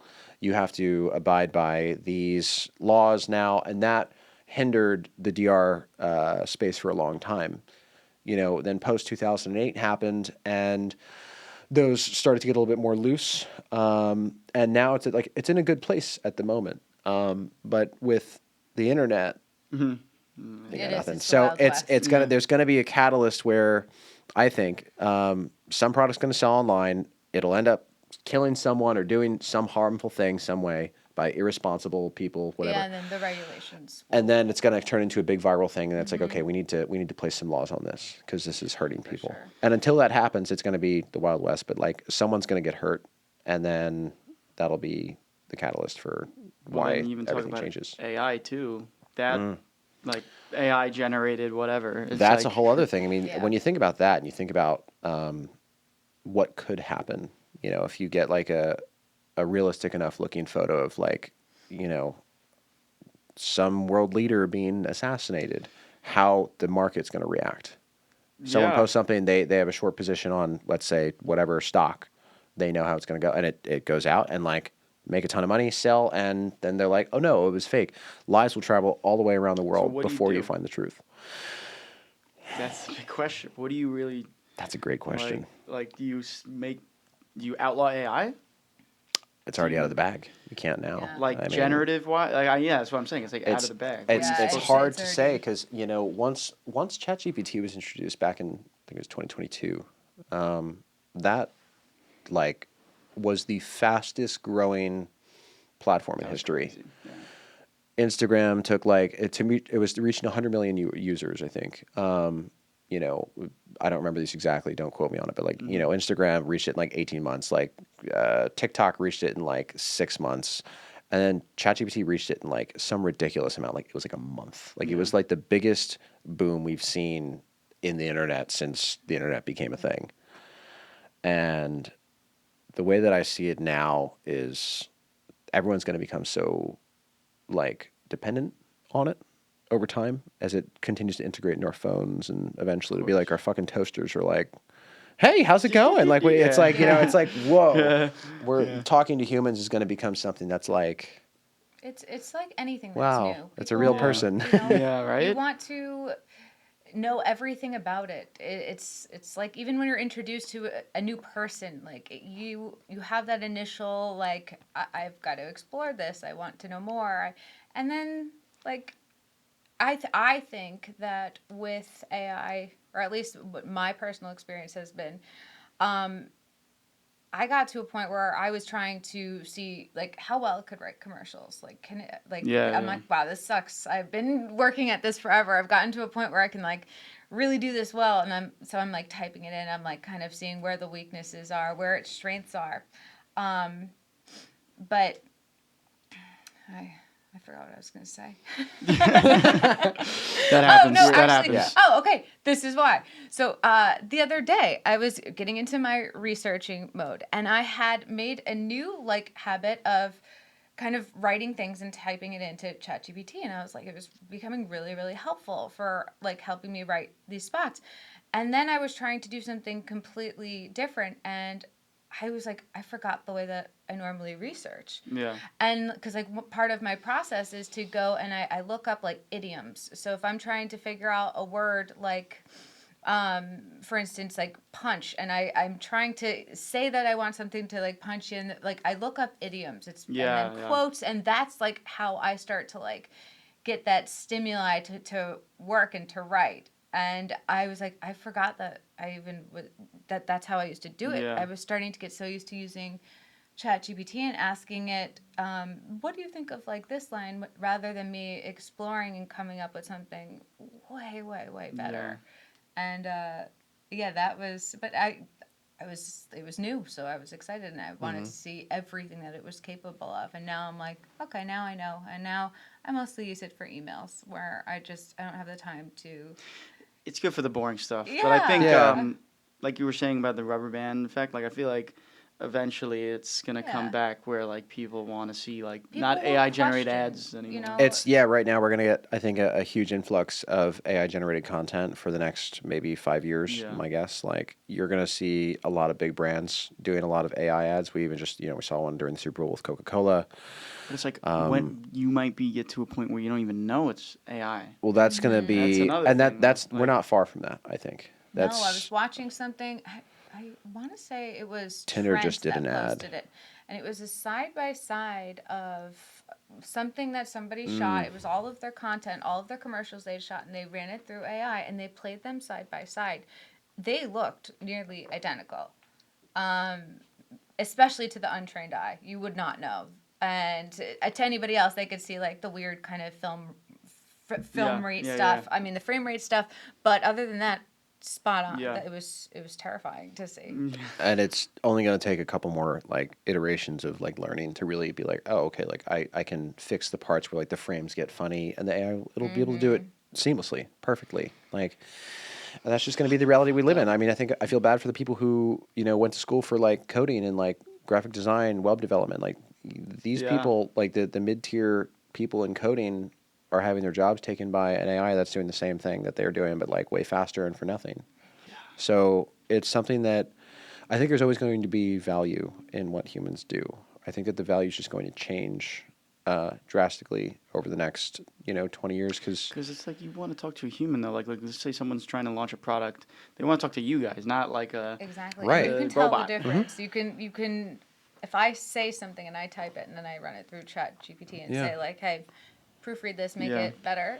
It sounds like a computer. Yeah. It's like, I think they're like, of course. Exactly. It's super professional. Let me do that for you. So it's funny, and then I'll say, make it sound more human, and then what does? it does, it does, but it's still not human, but it can be a little bit more than. I think like things like there's going to be some real applications for it when it comes to therapy.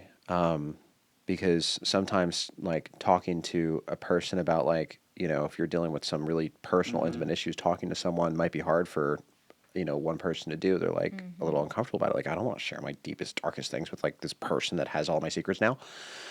So having an AI, it's like, oh, okay, they're not going to judge you. They're just a robot thing. And like they have, the wealth of the internet at their disposal. They can just, Right. It's not like a doctor coming into the room that is going Right. to generalize based off of your symptoms because they have a job to do. They have to Right. see multiple patients, and you said that you're coughing, so I'm going to just go with you have a cold. dude. Not that you have like pneumonia or bronchitis, Yeah, because they yeah, don't know that and makes don't have the sense. time to go through it. That's a really good application. I was just reading for it. something today, and it was talking about this guy's personal experience with ChatGPT, and he has TMJ. It's like a jaw click. Like when you open your mouth really wide, your jaw clicks. Okay. And he had spent the last like 5 years dealing with this ailment, and he had been going to all these doctors, and the one doctor referred him to like a maxologist or whatever the hell. I don't know. I don't remember the names. But he was getting shot around to all these different doctors because everything is segmented. You go to like your general doctor, they send you to a specialist who sends you to another specialist, just doctor visit after doctor visit after doctor visit. And he asked ChatGPT, hey, I'm getting this clicking in my thing here. Like, what is that? And it's like, you have TMJ. You want to fix it? Here's what you do. You put your tongue on the roof of your mouth and hold here on your like sides. And he's like, and it's good. It cured it. I It's use gone. it all the time. It's I'm a gone. hypochondriac. Anytime I'm feeling anything, I will because WebMD just that's. Oh yeah, you're dying every time. Right. And I was like, headache, this brain has been cancer. great Yeah, for me forget because that. I'm like, this hurts, and it's like, are you stressed? And I was like, yes. It's just- like, it's- that's it. It's crazy to me that like you can go to all these doctors and not one of them thought, well, maybe this could be the issue. They just keep sending you to a different one. And so he's like, so now like I'm going to like this next doctor's appointment, like I'm gonna show him this, and like that's it. Like it's problem solved in literally like a minute of using that thing. That's definitely like talk about like wasting time going to a bunch of doctors And money. You have and money. So it serves its purpose. It does for sure. Yeah. There's stuff that you can find about it that is incredibly, incredibly positive. If you weren't doing what you guys are doing, both of you guys can answer this individually. What do you think you'd be doing instead as a career if you weren't doing this? I want to say something so weird. I'm ready. Can I have my water? Oh, she needs the water first. I don't want to answer until you do now. No, I'm not doing mine. Come on. All right. I'd probably be in Antarctica. I've always wanted to train penguins to be doctors. I knew. Okay, you had me the first second, but then when like you finished Antarctica, I was like, he does not want to be anywhere cold. And I was like, here it comes. We would like to open a penguin farm. No. And, okay. Wait, what? If you weren't doing this, what would you be doing? What would you do? Trying to do this. No. That's fair. I actually think Gamer, that. professional gamer. Well, I talk about that all the time. Like, I should already game. Esports? Because, like, do you have any idea how much time that would take? I was like, yeah, you're right. I have ADHD. I could never. But I know that I would be really good at being a lawyer because of the kind of my ability to communicate and solve these, I guess, kind of.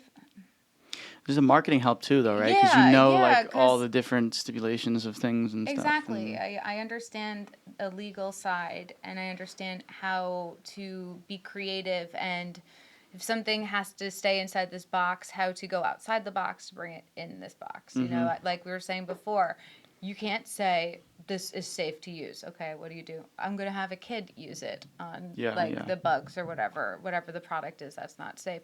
And that implies that it's safe because the kid is using it. So it's these different ways of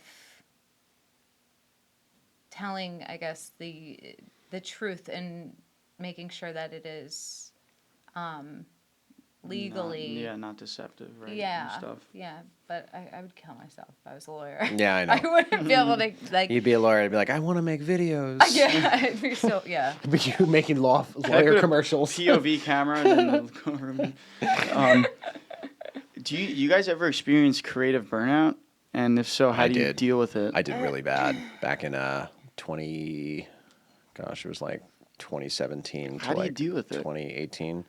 Because it's very much It like was you don't want to everything was do anything. You're like, ugh. it was horrible. It was with my business, and that was like the worst part. It's like, this is how I like live. I make a living doing this, and like You can't the- afford to be burnt out. You have yeah, to and like pay the you bills have and- like, okay, like I got 3 weddings this weekend, 3 the next weekend, 3 the wedding after that. It's like, oh my God, like, and 3 just in the a editing. weekend. Yeah, we do Jeez. triples, I don't know how he sometimes did even it. like quadruples. It was insane. It was like there was no time to do like Yeah. assignments and stuff for school. It was horrible balance. It was horrible. Yeah, I can And imagine. that, like, you got burnt out so quick from that, and you know, it was impossible to like really get back into it fully. I never really recovered from it, to be honest with you. The best thing you could do is just kind of like pare it back and try to do something different a little bit, you know. And that's, thank God, like I met her and got into commercials. 'Cause I don't think I could have continued doing that. And Yeah. if I weren't doing like commercials and stuff now, or if I never met her or anything, I'd go, and I wasn't doing anything film related. I'd probably go full bore to a business. I'd start a business doing something else. I could never work like 9 to 5 for Yeah, someone. of You know, course. I don't know what exactly that would be yet. Yeah. We've been looking at possibly buying a business, but we just don't know what Yeah. what really If I like didn't suits have us. any of like Yeah. the commercial background whatsoever, I'd probably end up doing movies. Yeah. Yeah, I've always just been a like born storyteller from the time I was little. Like my parents said, like when I was 1 or 2 and they gave me a book and they were trying to read it to me, I kept grabbing it from them and making up my own words and then showing them the Really? picture. So they're like, this has been a thing forever. And I have still at home this tiny piece of paper that like with the R's are all backwards because I was just learning how to write, and it's just like, when I grow up I want to be a writer. So I think that I would have somehow, some way turned, you know, whether I was doing feature films or Yeah. I'd love to tell stories. I love storytelling. I also I have a bunch of stories like in my back pocket. Some of them are a little ridiculous. Like some of them have to deal with like they could never be made because they deal with IPs from like a million different places, but they're just so fun to make. Yeah. And I don't care because I think No. once you have no limitations, you make the best stuff. Like Yeah. I don't like you still get experience exercising with I storytelling do it and all the stuff. time, and I'm trying to make it a habit to be like, I don't have to like finish this. Everybody doesn't have to see this. Like I do it for me.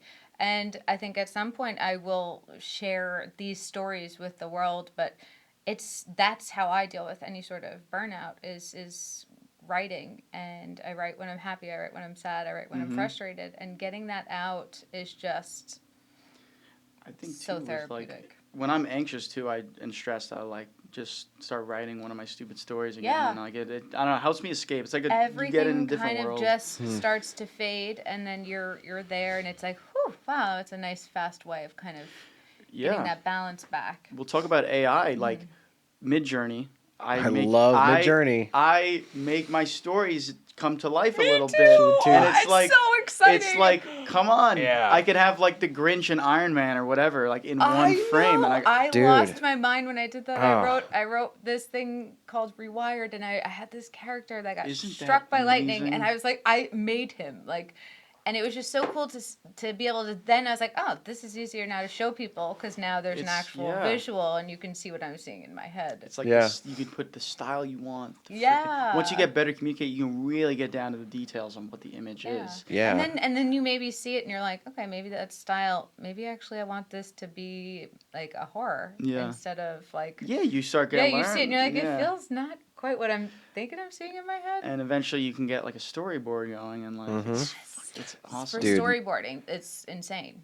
Yeah. I think about how much we used to pay for storyboarding, Yeah. Oh God. and all of the it isn't Like so much about people drawing it. Yeah. And stuff by hand. We had like one of the And guys, the storyboard artist for like The Walking takes Dead, a while. did our Oh, yeah, flawless that was one, amazing and when he was like, able to do it but it was then. like a 3D animatics. It was a very complicated like setup and concept and stuff. But like to be able to do that now with like AI, Like, It's just- It's too whoa. fast. Because Yeah, yeah. That's where it is. That You was know, if I had the hours. choice between paying somebody or doing it, you know, through Midjourney, of course I'd rather pay somebody. But if I can get it done fast and it can Midjourney. look like that, then I have to go. Just trying to get your point across. Yeah. You know? Yeah. Yeah. It's really crazy to think back, like Midjourney and how amazing it was at that time. Like no other image generator came close. I Now still think it's the best one. I mean, ChatGPT now though, that They image can do it, generator, yeah. what they're able to do with that like 4.5 is really impressive. Yeah. You know, it's funny. I got free access for 2 months because I'm a student. They put out this whole, which is Oh, nice. crazy to me. I don't know what they're trying to do, but like, I guess Get you hooked. Like, are they trying to are they trying to like send this to the universities and be like, this guy used AI, like punish him? Right. That's what my anxiety goes. But no, they give you 2 months for like finals season to use ChatGPT 4.5 That's for awesome. free. Isn't that awesome? That's Yeah. freaking great. And I'm just You like, ever oh, mess around sure. with Sora yet? Yes, that's the video one, right? Mm-hmm. So it's funny. I'll generate an image in Midjourney and then use Sora to turn it into Animate a. Because I get like two kind of artistic inputs. It's awesome. It's the direction that you give Midjourney. It really takes it very well, and it could Yes. create something. Yeah, we use that for like our Halloween. That's why I like to stay in like invitations, Midjourney. like, yeah. 'Cause once you learn it and you're like, you can even reference images. You can look Yeah, in the dude, you style. could be like anamorphic, like shot on like Yeah. Kodak, like this film, Like this I'm learning lens. the all the dash things you can do at the end, like aspect ratio. You can put an image link to what you want it to kind of look like. It's Color amazing. scheme. Fucking They incredible. really they nailed it with that. I do the reason that I like ChatGPT though is like the iterations you can do with like little changes and the fact that it like for a long Yeah. time it couldn't do fingers, couldn't do text, like it was always so it looked like Russian jargon. Yeah, now that it can do the text. good. Text is crazy. Yeah. Yeah. Like, even Midjourney can do We it too. took a Wow, a I didn't know picture that. of one of the products, and we were like, let's see if it could make a product shot, because we were Yeah. running low on time, and we tried it. You know, it took Yeah. us you have to Which learn is- how to do it, but now it's like now we know what we have to prompt it with, and I was like, wow. It's kind of weird that it took so long to do words. Like I feel like that's Yeah. kind of Yeah. the easiest part. Well, it's Yeah. crazy. In a weird Well, I way. guess like if you think about it, like okay, so like arrange the if you arrange as the AI, if you arrange pixels in this way, this means the letter P, and then Yeah. you have to understand like grammar and like how it plays a part in It's like so you know yeah. how it learns is Like, yeah. fascinating to me. It's awesome. It's definitely a tool. It's a tool, but you know, It'll always be a tool, obviously, hopefully. double-edged sword here. Yeah. So I like to ask my guests. Every guest I ask the same. Was it 6 questions at the end to kind of get like a nice closing and a sort of a send off here. What do you think has been the biggest criticism of your work that's helped you out the most? And this can be individual here, and like just sort of, I guess you can even just biggest piece of advice really in the industry that's kind of helped you, and you've taken that with you. You're like, wow, like that's actually, like I'm gonna take this with me and I put it into practice, and it's helped me. This work sucks. And then I got better. No, I'm kidding. It was no. Honestly, it was from her. The wanting to do everything so perfectly, and realizing that at the end of the day, you could spend weeks trying to get something perfect when like the person who's right next door doing the same thing got it 90% of the way there, and it's been out for 3 weeks, and their campaign's already like booming. You could drive yourself crazy trying to make things perfect. Nothing's going to be perfect. So you have to get it to a point where you're okay realizing that, like, hey, it's not exactly where you want it to be, but, like, it is more than good enough Yes. to be seen. Yes. And I've struggled with that for a long time. Right. Everybody's very hypercritical of their own work. Yeah, it's being a creative, it's bound to Exactly. happen. I feel the same way when I make short films. Like, I actually coming out with a short film like very very soon that me and Sam are submitting to. He does like Motor Film Awards every year, and he like critiqued my work like for the first time. And he's never like seriously critiqued my work. Like he's done like edits, obviously he's critiqued, but like this is like a personal passion project thing that I wanted someone to take a look at, and I was like, this is perfect, like this is amazing. And then he reviews it, and he sends me like a giant laundry list of things, and I'm like, oh my god, like maybe like it isn't perfect, or like it isn't what I thought it would be, and like getting other people's perspectives I think Right. helps. Seeing it from another side. Because like going back to like mass market, for example, like there's a thing called a high concept, or what is it? It's something like basically a movie has to be able to be understood by like a large group of people globally. I think it's yes. called high concept. That's like what we talk about with Right, VR. Like right. the It dumbest has- person in the room has to be able to get it. And Exactly. the most intelligent person has But to like you want think to it's make clever. Yeah. you want to make like a highly symbolic film that's like you want it to be able to be rewatched and like you want the mystery, but like at the end of the day, like I said it to people and they're like, I don't know what the fuck's going on, like and I'm not interested in it. So it's like, okay, how do I teeter that line of like I want it to be the way I want it to be, but also be able to be understood by everyone. You know what I mean? Yeah, it's definitely a fine line to balance. Yeah. So what would you say your biggest criticism? So, I think that the thing that I got criticized most often for always had to do with stuff that was outside of what I was really great at. So when I was trying to do the stuff that like Kyler was doing, when I was doing this on my own and I was trying to, run audio, do lighting, and I'm trying to do all of these roles and everything is falling short. It's not even like decent. And I'm not able to focus on the thing that I'm really great at. And somebody just saying, well, why don't you find somebody that, and I had this sense of like, well, I can't, I want to be able to control everything. Yeah. But then realized in doing that, I'm watering down like what I can create. So my advice, especially to people going into, an industry like this is that you have to find your people that are really good at specific things. And that is where the magic happens. And knowing what everybody's role is and what everybody brings to the table. And it brings me back to before. There's a big picture. We all need to know what that big picture is. And now we're all going to have our different perspective that we see it from with the same end goal. And everybody is spectacular in what they're doing. And now it's on a whole other level.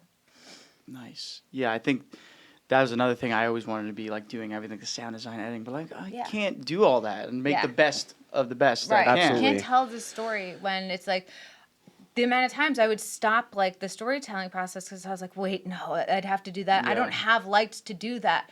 And it would then stop me in my tracks because I've always fascinated, like, why there need to be like so many people on a film set? Like now I understand. Yeah. It's like People- you need a gaffer. You need someone that's actually like moving lights around because you cannot be Everything. doing all that. No, Yeah. you can't be thinking. You have to be laser focused on whatever it is that you're crazy. doing, and you have all these people to do it, and that is the beautiful thing about it. The first time that I was able to just let go of that control, and I was like, holy shit. Yeah. Look at everybody. Yeah. Everybody's doing what they're, oh my God. And then I was like, wait, I can do Synergy. my thing. Yeah, and it's, but you got to find the right people, like you're saying. You Absolutely. can't have like there's a lot of people No, that because don't. if you aren't don't good. have the right people, then it's like the reverse. shit show. It's you better off doing it all by yourself. Yeah. Where do you see both of you guys going in the next 5 years with the business, or even just personal goals? Buying another business, I think we'll eventually buy another business. Yeah, and for into sure. Real estate as well. Yeah, that's been a long-term goal for us. We almost bought a place up in Buffalo a couple years back, but house had a bunch of issues. We were like, and then poof was really taking off. And we're like, you know what? Put Maybe it on not the time. back burner. Yeah, but now real estate I always business will have expand. this love, and I will always be doing commercials and be involved in film. But I do love the idea of exploring things that are completely outside of my comfort zone, and just like saying like, let's get into real estate and like let's learn everything Figure that it we out, possibly can, and then when we have money, when money comes in from commercials, like we are already in a position where we know how to go about investing in real estate or whatever business venture kind of arises. Yeah, 100%. I mean, even if it's like, I don't know, buying like a landscaping place, like random, but like to be able, I know, to have like a nursery, like, I love you know, trees it's and something flowers. that, I you love know, trees. I love trees. yeah, definitely want to be surrounded by nature. Nature's important in this. I Yeah, think. You need it to Yeah. be- breathes life into It's you nice, for I think, to real. be able to like bounce back and forth between like different, Absolutely. like passions, jobs, businesses, all that stuff. Like it's, So you don't get the burnout. Like, yeah, as exactly. much. If you could divvy up your time between a couple different things that you all like are you're passionate about all of them. Right, you can go, like we started good. taking like dance lessons. It's a different way to get us Yeah. moving from, but also going to the gym and then just different types of things to, help with burnouts. There's places and things that we can turn to that we also enjoy, that we're passionate about, that then all of a sudden it's like, now we can go right back to work. Yeah. Awesome. Yeah. That's awesome. So, do you guys have a passion project that you'd like to speak on, or anything like you've kind of always had in your mind that like you've wanted to execute, or maybe you are currently sort of like working on, that's like just not to do with money, just sort of a passion project? Well, I have like a couple of features that I'm working on, and randomly a children's book. Literally two different sides. I have a feature called Chop Shop, where a mother and daughter you were sell telling me body about parts this, after acquiring a funeral home, and then a children's book called Angel. And then you were inspired with the feature because of the lake. The Ronkonkoma Lake? I've always been Yeah. because of that. I mean, we moved to Lake Ronkonkoma, and I was like, this is right around the corner from our house, and all of these mysterious deaths. I was like, anybody else would be like, that's like terrifying. I'm like smiling. I'm like, oh my God, it's not what you think. I don't love people dying. It's It's the just, start I was of like, the I'm story, getting though. creative. Yeah, find a yeah. I'm like, oh my story. God, there's so many like things I could come up with like what happened. And if people researched it after I made this whole story, they find out, wow, this actually happened. Could this have been possible? What she's saying. Yeah, and I think you find stories in different places. Maybe an event, a place. It's like it just comes to you. Exactly. You Yeah. wanna work on it. You Exactly. want to work on it. How about you? Anything? Well, not really passion like a project per se, but like totally unrelated to like what we're doing, but like paramotoring. Oh, really? That thing, yeah, like getting up in the air. Like I've always wanted to fly. Since I was like a 13-year-old kid, like working as like cabana, and I'd see like these people, and he's like, they look like they were like parachuting, but they had like a fan on their back, and they were just to like go down the beach. That's awesome. I always wanted to be able to fly, so like started taking these lessons, and like that's something I could see incorporating like what I know about video, and then creating content based on wherever that decides to take me. But that's just one of those things. It's just a passion of mine that like. Yeah, I don't know, man. I don't know where it's going to take me. It's going to take me up. But, that's you know, awesome. it's just something that it's exciting to finally be able to do, something you've always like really wanted to do. Yeah. But yeah, I don't know what it'll turn into yet. I guess it's kind of the exciting part. Yeah.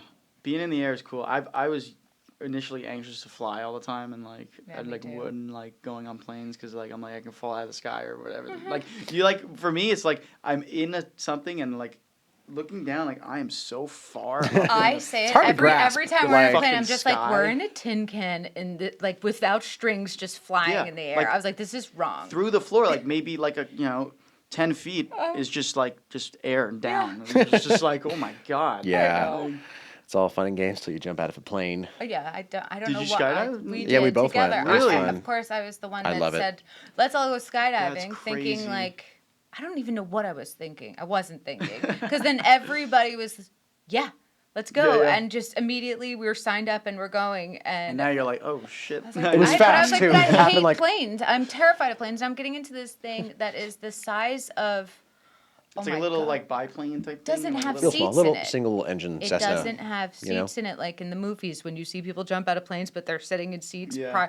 No, you're just on the floor, and like if you sneeze, the whole thing moves. It was awesome. And I'm sitting there, and you just see like tears my just streaming God. down my face, and it's like, who's going first? I'm like, get me the fuck out of here. I'm out. Oh Let's. my I will God. jump out. And of course, I was the That's- only one that had a crash landing. Really? Yes. Oh my God. And the Everything, person no before me- injuries, right? No, but the person before me, their emergency chute went off, and like the rest of our friends were down there. They're like, "Oh my God, if that's Caitlin, Holy she's." And it was the person right before me. I was like, I would have thrown up. I would have been fine at that point because my I would have God. just like thrown up and passed out and been like, How long is that? I mean, you're probably not even thinking about It's it. about but it's like, from 12,000 feet. It's like yeah, you have 45 seconds, depending on like how But long. you have 45 a free to fall 60. that's about what? That's like, the free fall. It's 45 seconds. Oh my God! and you did that in Um, Long Island? Yeah. Yeah, right out in, out east. Yeah, Selden. They do it there. I've done it in a few different. Miami. They have and 5-star review. I think wait, if it has anything lower than that, I'm not going. Well, I mean, if someone died, they couldn't leave a review. Exactly. So that's why they have all 5 so that's stars. also It's true. kind That's a of, no-brainer. I mean, hello. Yeah, that's what I. Well, oh my God, that's yeah. I think also it helps with your confidence in a weird way to skydive because you did, It was did humbling. something. Oh, it's humbling. Yeah, it's like I I don't don't know. know. Like a mental looked at it, challenge, I thought like it was you cool. did We it. went to a family party right afterwards, and I was You're like, like, I just jumped fuck. out of a fucking plane. Fixing What did your you guys hair. do this Dude, morning? it was- No, there was a level of confidence. I Was wish there nerves I would going do it into it? every day. Yeah. Me, no. I just love that Insane. shit. He's It's obsessed Yeah, with you fun. love it, I guess. I'm so, good. yeah. I love being would up in the I air, don't think I you would know? do it again. Maybe someplace. Can I take you paramotoring? I'll like strap you to the front There of you me. go.